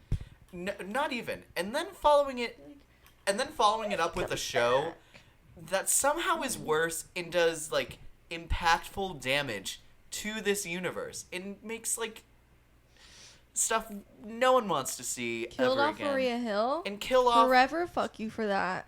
Wasted Some- Amelia ugh. Clark's actress. Wasted Olivia Cook. Not Olivia Cook. That's Olivia the wrong Colman. part. Coleman. Cook. I think I'm thinking of House of the Dragon. House of the Dragon. Indeed. Honestly, you bet if she ever is in the MCU, you better not waste her either, though. Mm-hmm. Or I'm gonna come for you. So, there you go. Okay, 14 and 13. 14 and 13. Gonna catch me some hands. Sorry. I'm very interested to see where we go from here. Listen, I'm really sorry for this. Very fascinated to see your hot takes. Okay, are you ready? I dropped my marker. So No. Okay. at 14, Okay. I had What If Season 3. Oh, I and did then too. I had Echo. Okay, well, I had What If Season 3 and then What If Season 2. Okay, that actually surprised me. No, I think Echo, or What If Season 3 had some good episodes, but overall I think they are fairly, like, I think there are, like, 2 or 3 that I think are up to par as I think the Season 2 and 1 is. I really liked the episode with the original character in Season 2, so I put it higher than 3, for sure. But I've just never been What If's biggest fan. I think I think like the episodes where they actually explore something original are fun. And I could be like, oh, that's cute, I guess. For the ones where they're like, what if we switched these two characters? But ultimately, I do think it's dumb, unfortunately. But the animation is very pretty, and I want to shout that out. And I'm excited for Marvel Zombies, which sprouted from the show. So, you know what? If nothing else, I'm grateful for What If because it's getting us Marvel Zombies. So there you go. And a really cool original character. Is it Kohori? Is that how you say it? Yes. Okay. Her. Love her. Anyways. Yeah. And Echo, I think I loved Echo in the first season of Hawkeye. Mm-hmm. And I was very interested to see what her show was. And then it was in Oklahoma the entire time, away from all of the interesting stuff that her character actually does in the comics. Burley. They bring back Kingpin, and they play on that dynamic some more, which I like. Mm-hmm. And, they have Echo do echo-y things. They decide to give her superpowers, I guess. We'll see if those stick. I honestly hope not, because she doesn't need those to be a badass. Mm-hmm. But overall, it's... and then she's benched, because, they give her happy family ending here. Mm-hmm. Why would she need to go back to New York? But New York is where things are happening Mm-hmm. that reflect Echo. So crazy. Yeah. So crazy. I don't know. I will say, at least with that, I feel like Marvel's had some problems where they're like too open-ended and it takes way too long to continue those stories. So at least with that, we know that she's been doing nothing this whole time. So if they bring her back, we're not going to like miss the time in between that we missed. At least we'll be like, well, I didn't need to see that time with the family. I guess. That's a point for sure. Okay. 12 and 11. 12 and 11. What's yours? 3, 2, 1. Tell me yours. My 12 and 11? Yeah. Oh, Echo and Daredevil Born Again. Okay. Sorry. My 12 was Daredevil Born Again, and my 11 was The Marvels. And I will say, I think there's like... I don't know. I fear there's a solid gap between Quantumania and What If for me. And this is like the middle of the barrel here, where it's like these have some moments. I would say The Marvels is where it gets officially to the solid. This. I enjoyed it. Yeah. So That's fair. that's 2 bads. That's 1, 2, 3, like very middle for me. Mm-hmm. And now I'm officially in the goods for me. Perfect. There you go. Go ahead and do your next one while I type out. 10 Right up my and next ones. 9, I put Captain America, Brave New World, and The Marvels. Listen, I liked The Marvels. I think the villain is dumb, but I'm so in love with all 3 main characters, and the fact that their powers, anytime they used them, they switched. I thought that was really cool. I thought that was very fun. The visuals were fun. Both post credits, I think, are the ones. Yes, because it's Kamala Khan recruiting Kate Bishop, and then Beast. Yes. With and Binary. Monica. Yeah. So both of those are not only very relevant, but very fun. I don't know. The only thing I just straight up really disliked about the movie was the villain. It was so stupid. Like, I don't care about her. Her design was cool, I guess, with the hammer. I wish they did more with Hala in that movie. Hala, I think, is supposed to be a big place to her, and it is in the first movie. And then it's almost a little yada yada away here. Yeah. I don't know. Especially with defeating the Supreme Intelligence. I think there's a missed opportunity of some of the stuff that they just kind of glossed over there. But my 10 is Ironheart, and then my number 9 is Captain America: Brave New World. Interesting. Okay. Fair. It's Fair. I think it's good. Ironheart for me is a 7 out of 10 show where I would recommend it to a general person. Yeah. But I think it easily, maybe not necessarily easily, but there are definitely some things that could have been done to make the show better overall. Yeah. And there's a good handful of those things. And the Captain America Brave New World is a very fun introduction to what this new Captain America looks like, his new ensemble, and I think hopefully it is a great stepping off point for his next trilogy. Yeah. And I love Red Hulk. Red Hulk is so cool. I keep like switching what I want to do here. You're So I'm doing just gonna do it So and good. just know I could switch this and be fine. Don't come for me, I'm sorry. And I also feel like Ironheart and the Marvels can go back and forth for me. Okay, perfect. But go on. 8 and 7, I have Loki season 2 and Deadpool and Wolverine. So, you may be thinking, both those sound low. And listen, but I feel like I really like my top 8. Like, I really like my top 8. Loki season 2, I feel like I remember having moments that I disliked, but I can't remember them. I can remember a handful. It gets very jargony for no reason. And if season 1 can get beyond being jargony and have people actually understand how the multiverse works, season 2 didn't need to. Yeah. It's just hard because I love Obi. I love Mobius and Loki. I love Loki's ending. Him getting his comic accurate such costume. a grand ending. Yeah, very grand ending, and I love when they're Can you lift up your list so I can look at it while you're talking? yeah, when they have Kang. Oh my gosh, you're a problem right now. Anyways, I think they have some really fun moments, so I am conflicted putting it this low, which is why I'm like, don't take it too seriously. But I also really like the top 8, so there you go. Same with Deadpool and Wolverine. I think it's a fun time. I think they do some really cool things. I love the moment when Wolverine pulls on his mask. I think it's very cool. So there you go. Yeah. Interesting.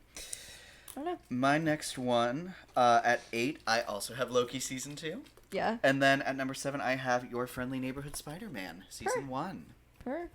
I think Loki season 2, it was interesting because I think the viewership was a lot lower, but the people who are into it are glossing over some of the issues I think that season had. And I don't know, towards the end is where it gets really good, but towards the beginning I think is where it gets a little huh? Yeah, I feel like overall people kind of gas up that show a little too much, but I don't know. I still liked it. Yeah, absolutely. I think it's very good. I think it's very good. Yeah. Me too. I don't know. I think it had a lot of momentum going off of season 1. Mm-hmm. And I fear it didn't build off of it as much as I'd hoped. Okay. And then honestly, similar to Ironheart, it ends on a place where I'm like, so what are all of these other side characters doing now? Yeah. Mm-hmm. I don't know. It's so weird. Or even the TVA, we're just watching timelines grow, and that's all you do? What does that mean? What does it mean to watch timelines grow? I don't know. Goofy.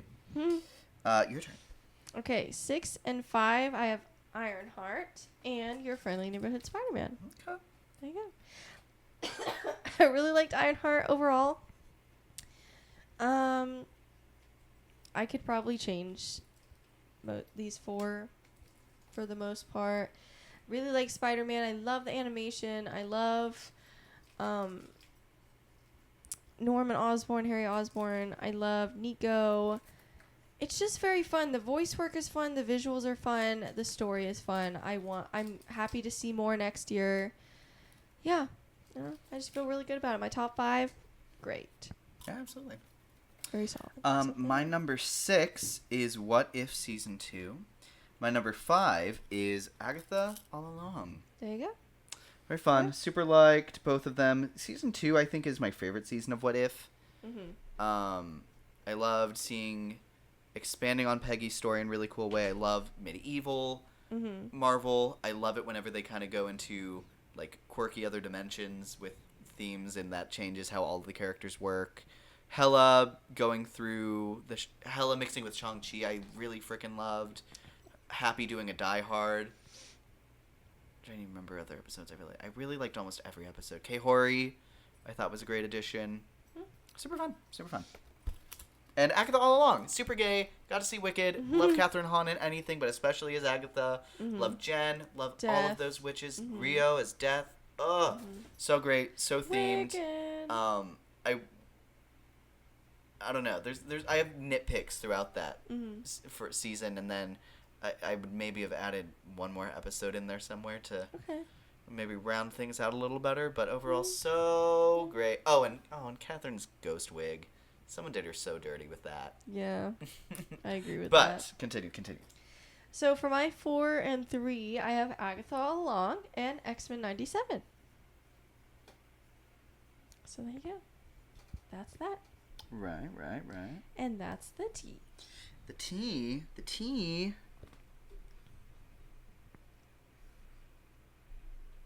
Yes. Oh, okay. Okay. Are you ready? My number 4 is Thunderbolts, and my number 3 is Guardians of the Galaxy Volume 3. Per. I have purse. No, I put Thunderbots. Oh no, I forgot the L. Oh no! How could you do this? I'm a heathen. Why didn't you write the New Avengers? Why didn't I indeed? Gee, I wonder. Okay. I'm writing mine. I'm not ready. Okay, I'm ready. My second one and first one is Thunderbolts and Guardians of the Galaxy 3. Rad. My number 2 is Deadpool and Wolverine, and my number 1 is X-Men 97. Per. We gotta love the X-Men. What a list, people. I just really love Thunderbolts, and I just feel so many emotions when I think about Guardians of the Galaxy 3. I think it's such a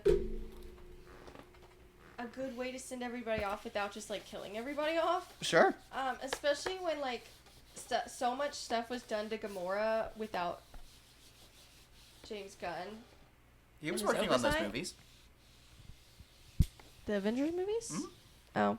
Well, I feel like I've heard him talk about Him and He's not a huge there's another fan. creator from one of those trilogies that was producer. Like I almost want to say because he's definitely at least credited as a producer, and then I almost want to say Ryan Coogler was as well, but don't hold me I to don't that know, one. man.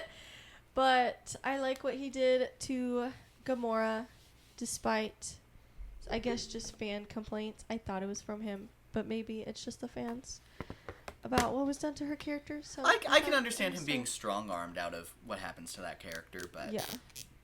I don't know. Overall, I think the Guardians in Infinity War, which is where they spend most of their time, still feel as Guardians-y as they do in all the other stuff. Yeah. I don't know, man. I really like it.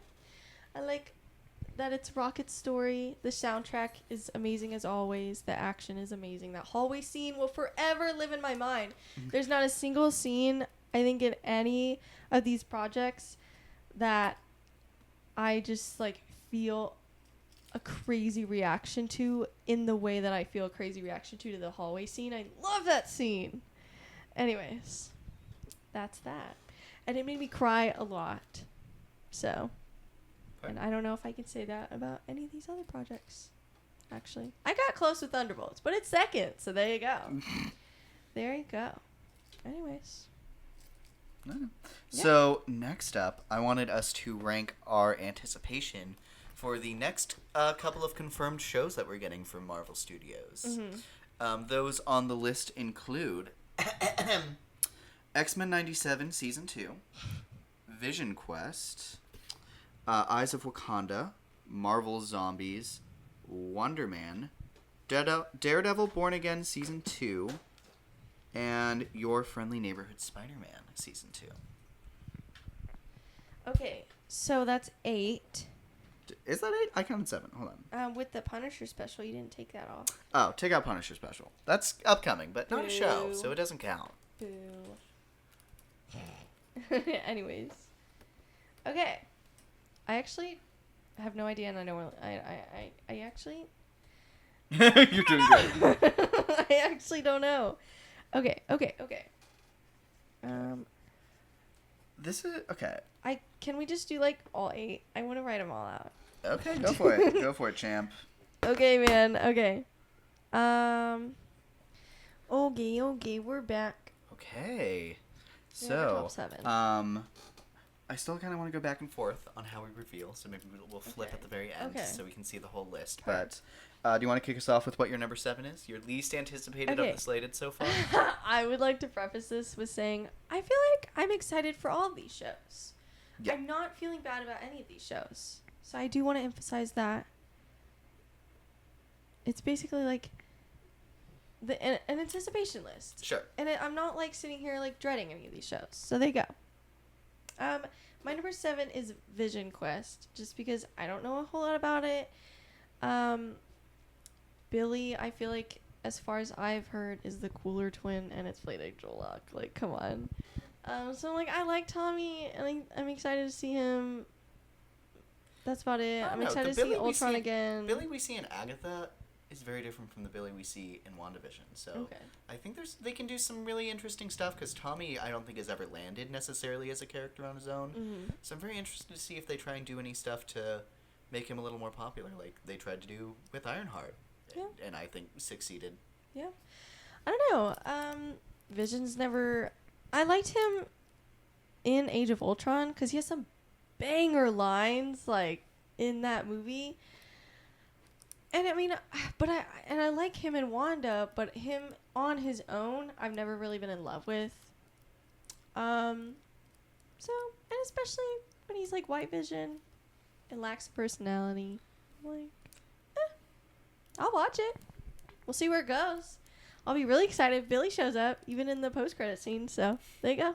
Yeah. Fair. We'll see. We'll see what the trailer looks like.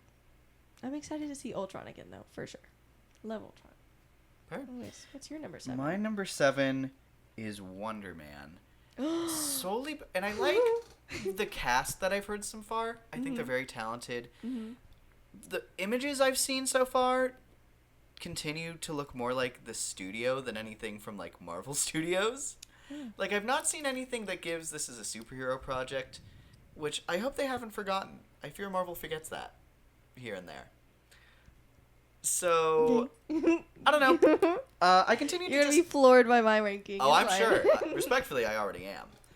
And I don't know. I hope I think they even already released a trailer, and it didn't look like a superhero project. They dropped some images today, which look cool. I haven't seen. I don't know. But I hope the picture comes in together sooner rather than later for what the show is, because I continue to not know what to expect, and I wish I felt it started off on a better foot. Considering how close it is, it's the next like live action show that we're watching. I fear I don't know nearly enough to be hyped. That's how I feel about Vision Quest. Well, but then I love Paul Bettany, and I want to see Ultron's hot, sexy girlfriend. Okay. Anyways. I want to see Ultron with curves. Oh, okay. Anyways, my number 6 is Eyes of Wakanda for a similar reason of Vision Quest. Even though it looks really pretty and it's Ryan Coogler, so I know it's going to be good. Again, I'm excited for every show on this list. I just don't know literally anything about it. So, there's that. I don't doubt whatsoever that it's going to be good, though. I'm excited to see it and to find out what it's about. So there you go. My number 6 is also Eyes of Wakanda. Yeah. It's another thing where I wish the trailer landed for me as much as it did for other people.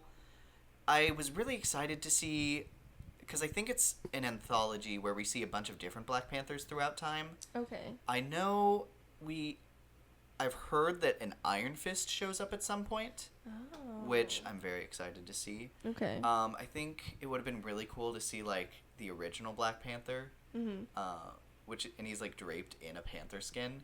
Okay. It looks really cool. Okay. I fear the animation style has to grow on me a little bit. Mm-hmm. I just remember it looking really pretty, but I don't know.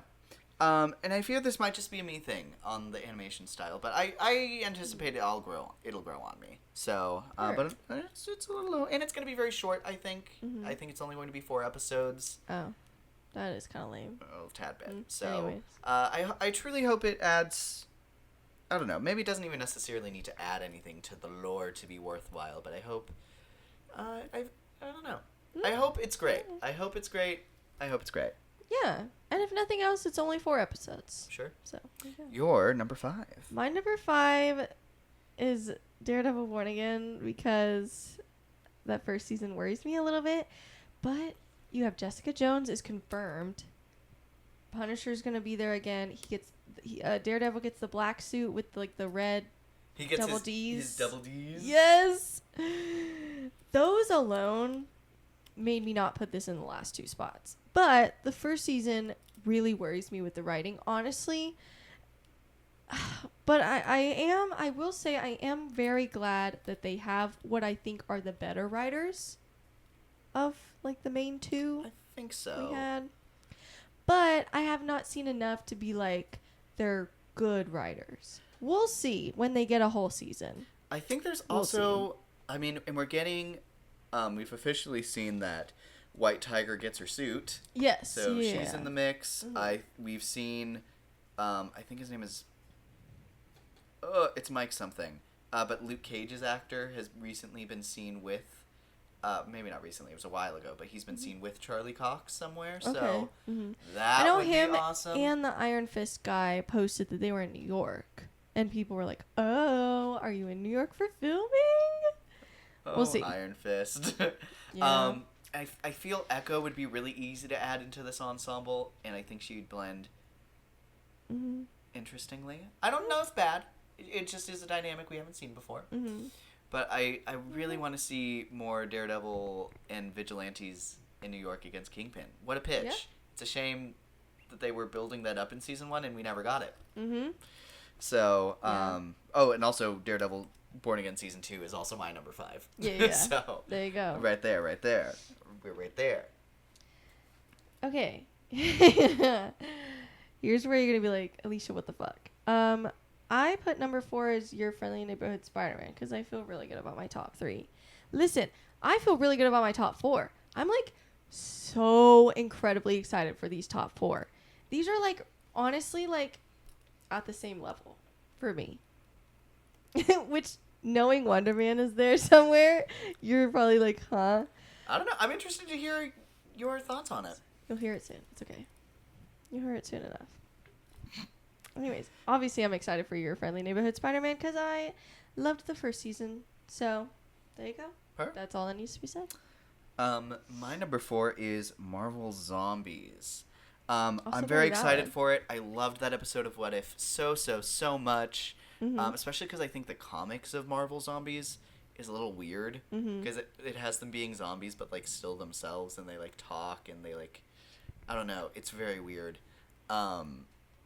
But I think the show looks really great. I think we get to see a bunch of the Phase 4 characters in a really cool environment. I love what the cast has looked like. I loved the sneak peeks of who's a zombie here, what that ensemble cast looks like. Honestly, if it was more than 4 episodes, it would be higher. But it's I another didn't- one where it's very short. You see, I didn't know it was going to only be 4, so I may move mine down. But yeah, I don't want to rewrite it, so we're Sure. just going to go through it, and then I'll say where I would change it. Anyways. Okay, you're number 3. My number 3 is Wonder Man because I think the pictures I've seen so far look very aesthetically pleasing. And I've heard he has, in the comics, something to do with Wanda. Well, because So- he has a crush on Wanda.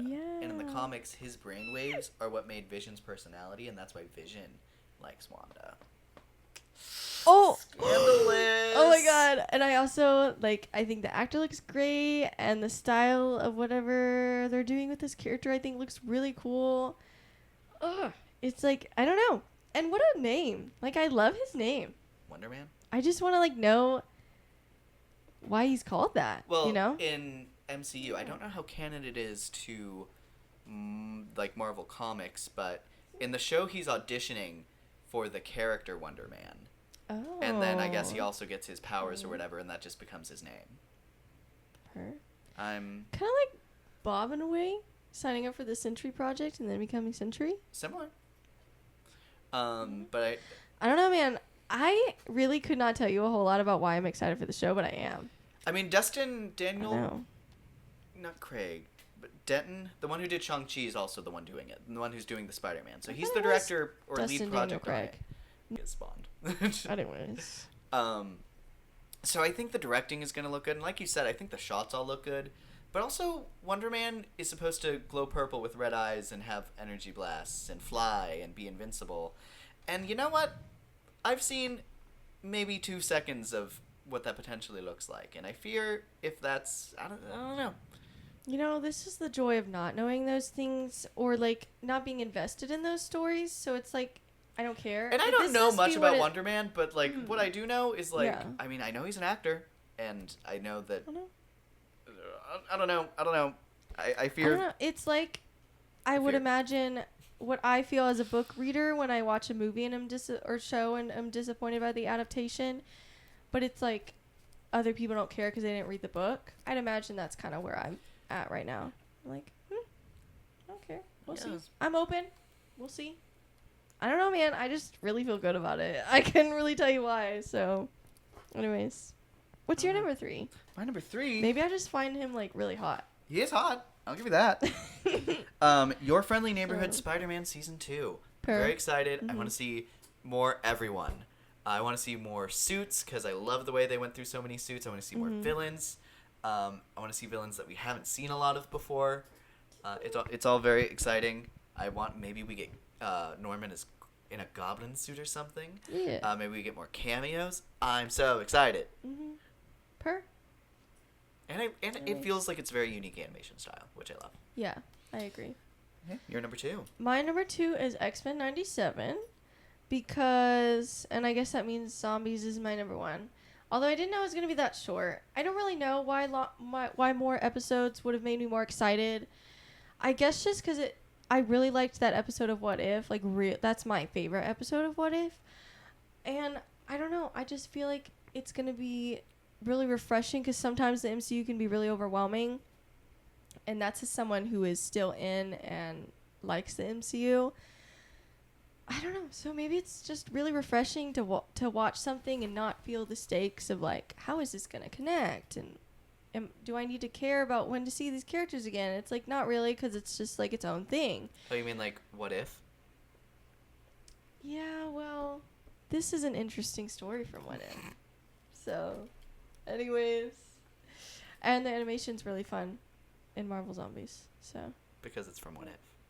Well, I said earlier that the animation is great. So, I'm not fake. I know. So, there you Anything go. on X-Men 97 Season 2? I just really loved the first season. So, obviously I'm here for the second season. I love X-Men even when they've had bad adaptations. Like, I know people hate on the younger versions, but I just feel like sometimes I just find them so cool that I don't care as much as other people that the stories are not great. Like, even Dark Phoenix, I can admit, is a bad movie. But It has some cool moments. It has really Like cool Magneto moments. fighting on the train. It's like, if it looks cool, it's like, then I like it. So, I don't know. So I'm just here for it, and the animation style is awesome, and yeah. I really like that Jubilee is in this show because she was, like, barely a cameo in the X-Men movies. So, and she's so cool. Like, and fun casting that you missed out on in the live action. So, she's the girl from To All the Boys I Loved Before. Yes. Yeah. Anyways. Alrighty. I just feel I would probably move zombies, like, below Your Friendly Neighborhood Spider-Man since it's only 4. That's Okay. a little bit. But it's fine. Sure. I'm still very excited. So, okay. My number 2 is Vision Quest, and my number 1 is X-Men 97. X-Men 97 as a show is a 10 out of 10 for me. Ugh. It's really good. That's a show I like cried multiple times watching. Her? Um, Oh, and Gambit oh, was remember freaking the awesome. name. Ugh. Yeah. That one hurt. That one hurt a lot. I don't even know. Whenever Madeline Pryor was there and as the Goblin Queen, the Sentinels, Mojo. I liked Rogue a lot. I liked that she had a really thick Southern accent. Mm-hmm. I'd be interested so to see much how to you feel love. about that original cartoon as a series. It sets I have it on a lot my of interesting list. standards for X-Men going forward. Mm-hmm. Nightcrawler, oh my god, he's never looked hotter. Honestly, I don't think any of them have ever looked hotter. Gambit in the crop top, like, come on. That's like the Mon hottest ami. anyone's ever looked, period. So And then Bastion, I thought, was such an interesting villain that I've like never heard of before, but he's almost an fun. instant X-Men villain classic now. yeah. And then I always love seeing Sinister adapted really well. Magneto taking over the X-Men, I thought that worked wonderfully. Considering I think that could easily go the wrong way. And then getting me Yeah. wrapped up in a love triangle between Magneto, Rogue, and Gambit. Crazy. And then the twinkifying of Morph, guys, especially after watching the whole X-Men like original show, you feel things. Sure.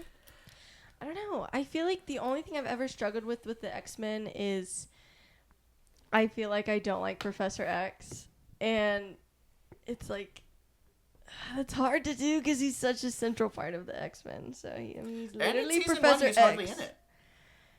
So I'm sure that helped. That's what I liked it. That's fair. Anyways, it helps in the younger version. Well, I mean, even I like the older actor in the older versions, but I really like what's his name? Like not James Avery. That's a James- jewelry store. not James. Is it Why Michael can't? Maybe. I don't know. Why can't I remember it right now? I love him. Anyways, I'm seeming like a fake fan, but I love that actor. So, I can't also- even remember the movie I love him from. It's the one with Keira Knightley. It's so good. It's so sad. But anyways, Fascinating. you probably know what I mean if you. And Vision Quest seen it, as but- number 2. Like I said, I'm very excited to see Ultron again. I'm very excited to see Vision.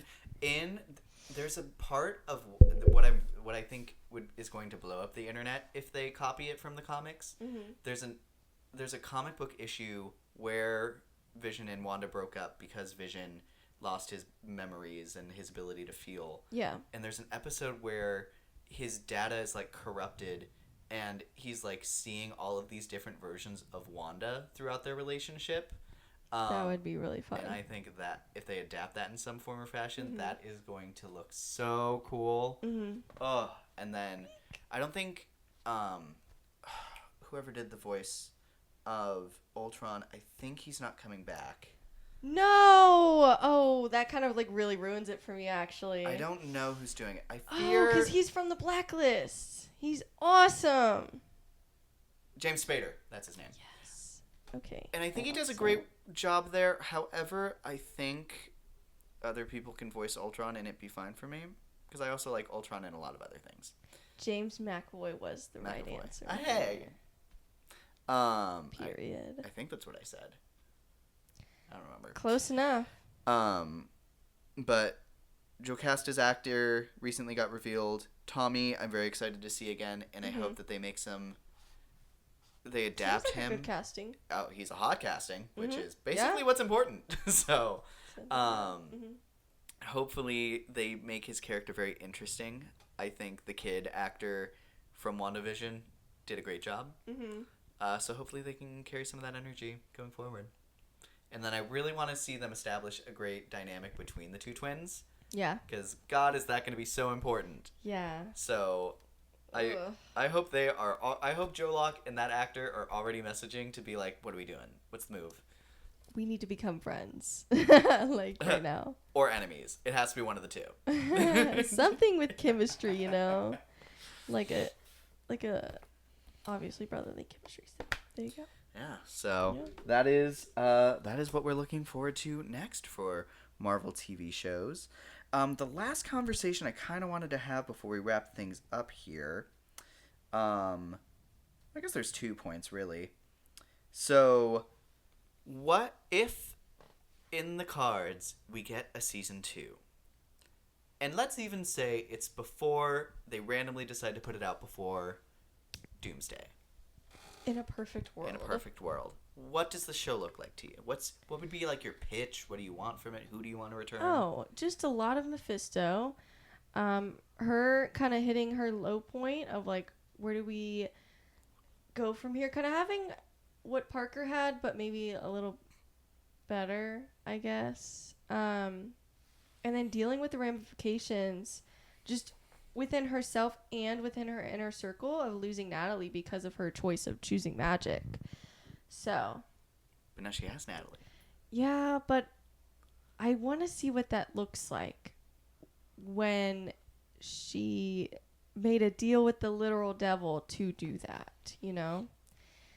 Because then it's like, well, you really messed up now? Like, if you thought Xavier was pissed at first, like, ooh, like, Riri, how do you come back from this? Riri, And honey, that's the baby. pitch right there. How does she come back from something like that? So, there you go. I think I don't know. I I'd be I seated. wonder how much Mephisto can be in it. Because obviously I want him to continue Yeah. to have a presence in it. Mm-hmm. I think maybe, like, where Parker was constantly, like, battling with it, but we didn't get a confirmation, so therefore we didn't get to see him or even hear from him really throughout the show. We know who he is now, so maybe we get to actually see her dealing with him head on since we have the reveal now. Sure. Not that he needs to be in a whole lot, but when things go poorly and she wants to yell at him, like, he could show up. When she tries to start rebelling, like, he could show up again. There's some, I can see some areas. Sure, for sure. Like whenever Parker randomly started talking to himself while wearing the hood, that's where, like, he just needs to show up. Yeah, exactly. Yeah. And instead of shadows, we can actually see him, Indeed. Things like that. So, yeah. Yeah, I think there's a lot of potential with leveling up the villain from, Mephisto's agent to Mephisto himself. Mm-hmm. I think you can't, like, defeat him or anything within that show, or else that feels No, you just or have else to that find, feels like, a Ant-Man loophole. defeating Kang. Yep. You have to be very careful writing that line. And I feel like You know what? it could become a thing where maybe she finds a loophole somehow, or somehow she really does lose everything just to be free from him. I don't know. Did my lights flicker? I had my eyes closed. I guess I didn't notice. Because there were supposed to be storms soon. Gasp. we'll see. Spooky scary. No, I completely agree. I think Skellington. if this show goes on, it seems to be hinting that there's going to be more magic, which I think is very exciting. Mm-hmm. I think I don't even know how they return. I'd like to see what's happening with Joe. I'd like to see what Joe's doing. Maybe they can make him look a little Zelma cooler. and Parker. Zelma and Parker are probably up to something. Maybe they're even teaming up. Maybe Zelma's trying to save Riri and Parker's trying to save the hood. Mm-hmm. That could be an interesting dynamic to That see them on the could. same side, Yeah. like doing the same thing but for different reasons. I think there's some Yeah. fun stuff there. And Very we said it. cool. Zelma needed to be more in this show. So there you go. You heard it here first, folks. Anyways, what's your other question? My other question is, how do we feel about our current Young Avengers lineup? And, do we maybe think some people are on the chopping block to make it a little leaner? Do we think there's some people who do you think are the people who need to be in our Young Avengers? Need to be for various reasons. Kate Bishop, Okay. Kamala Khan. Like, Indeed. I feel like that reason's obvious because they're the only ones that have actually like got Assembled? together. Yeah. So I mean, yeah. And they're such legacy characters as well. Like, they're so inspired by a fellow Avenger. Like, that could maybe be a really cool dynamic among the group. Maybe like Billy, where maybe I don't know, because I just want to know more about Billy, because I know he's not looking for his mom and he's not like her biggest fan or whatever, but there's definitely something there. There's some feelings there. There's conversations to be had. There's Sure. things to explore. And he has her crown, so it's not nothing. And his daddy's cape. Love that. Come on. Unfortunately, because Elijah Bradley, was not in Captain America: Brave New World, I fear he's on the chopping block because Marvel forgot him, which is a shame because I feel like he could have brought a fresh energy. I mean, in any case, a young super soldier. That would have fit perfectly. But then they forgot him, so I fear he's not in the MCU enough to like have the same lead up. Sure. So, and then Cassie Lang, I love Catherine Newton so much, but I hate that movie, so I'm kind of scared what she would look like in the Young Avengers. To be fair, I think it's impressive. I think after seeing so much more of Catherine Newton, like, the most impressive part of Quantumania is that you made me think she was a bad actress. Mm-hmm. That's why Honestly, I'm like, I let fear she's anyone on else the- write her. Yeah. Like, because also it's Catherine Newton. People have, like, gone to go see some horrible stuff for Catherine Newton. Yeah. So I think she can be saved. Yeah. I don't know. And then obviously Billy and Tommy, they're like, they've got to be there. Mm-hmm. And then I don't know. I don't know if we've really seen anybody else. Well, there's America Chavez and Ironheart. Oh yeah. America Chavez, I really don't know because she hasn't. I don't know. I mean, she can be in the group, but just we haven't seen a lot of her either. I want her to pop up again because I really liked her. So Maybe a Strange Academy shows up earlier. yeah, and then with Ironheart, I don't know. I want to say like Zelma too, but I don't think she's in the Young Avengers. But she just seems like she would fit right in, you know. She seems like she'd She's be the right very fun, age, but- and I don't know. And I think And it is you know live action, so like they can do their own thing, I guess. Also, I have thought about this. If it gets to the point where they're like, we want to do something with the Young Avengers, but they're like too old for that, have them voice act in an animated show, like just like or a movie, just like do something with them. Don't waste them. They're great. They've got a great cast here. Please do something with them. I don't really care if they're 30 and doing Young Avengers. There's plenty of TV shows and movies where there's like older people playing teenagers. Yeah, I don't really look care. at Wicked. Or they could be like young adults. Like they don't have to be like teenagers. that's why I think so. they go to, like, Champions instead. Yeah, and that's fine too. So whatever they need to do, whatever they need to call them to make people not make fun of them. So for not being like super young, but Sure.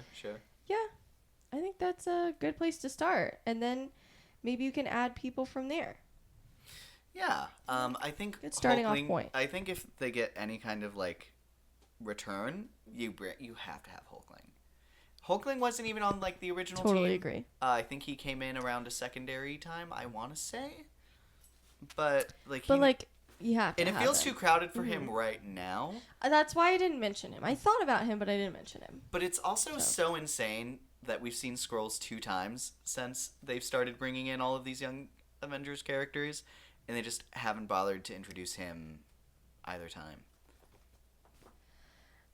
I mean, unless they're going for Billy's boyfriend in Agatha, but I don't really think they To me, are. that feels a tad lazy, because Yeah. that would be so random. I don't know, man. We'll see. Crazier things have happened. Yeah. But We shall see. Indeed. Anyways. So I think that's going to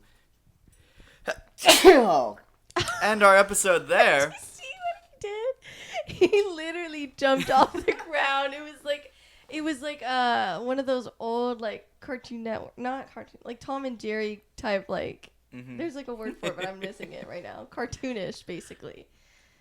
That was really funny to watch. I mean, he was like. Sorry, champ. Sorry, viewers. I bet that was loud. But Anyways. thank you guys so much for watching our episode. Let us know what you think about Ironheart, about Phase 5 of the MCU, and Yeah. what shows are you looking forward to next. We would love to hear from you and see what all you are thinking. But I am Luke. And I'm Alicia. And thank you guys so much for listening to Not So Straight Nerds. Bye.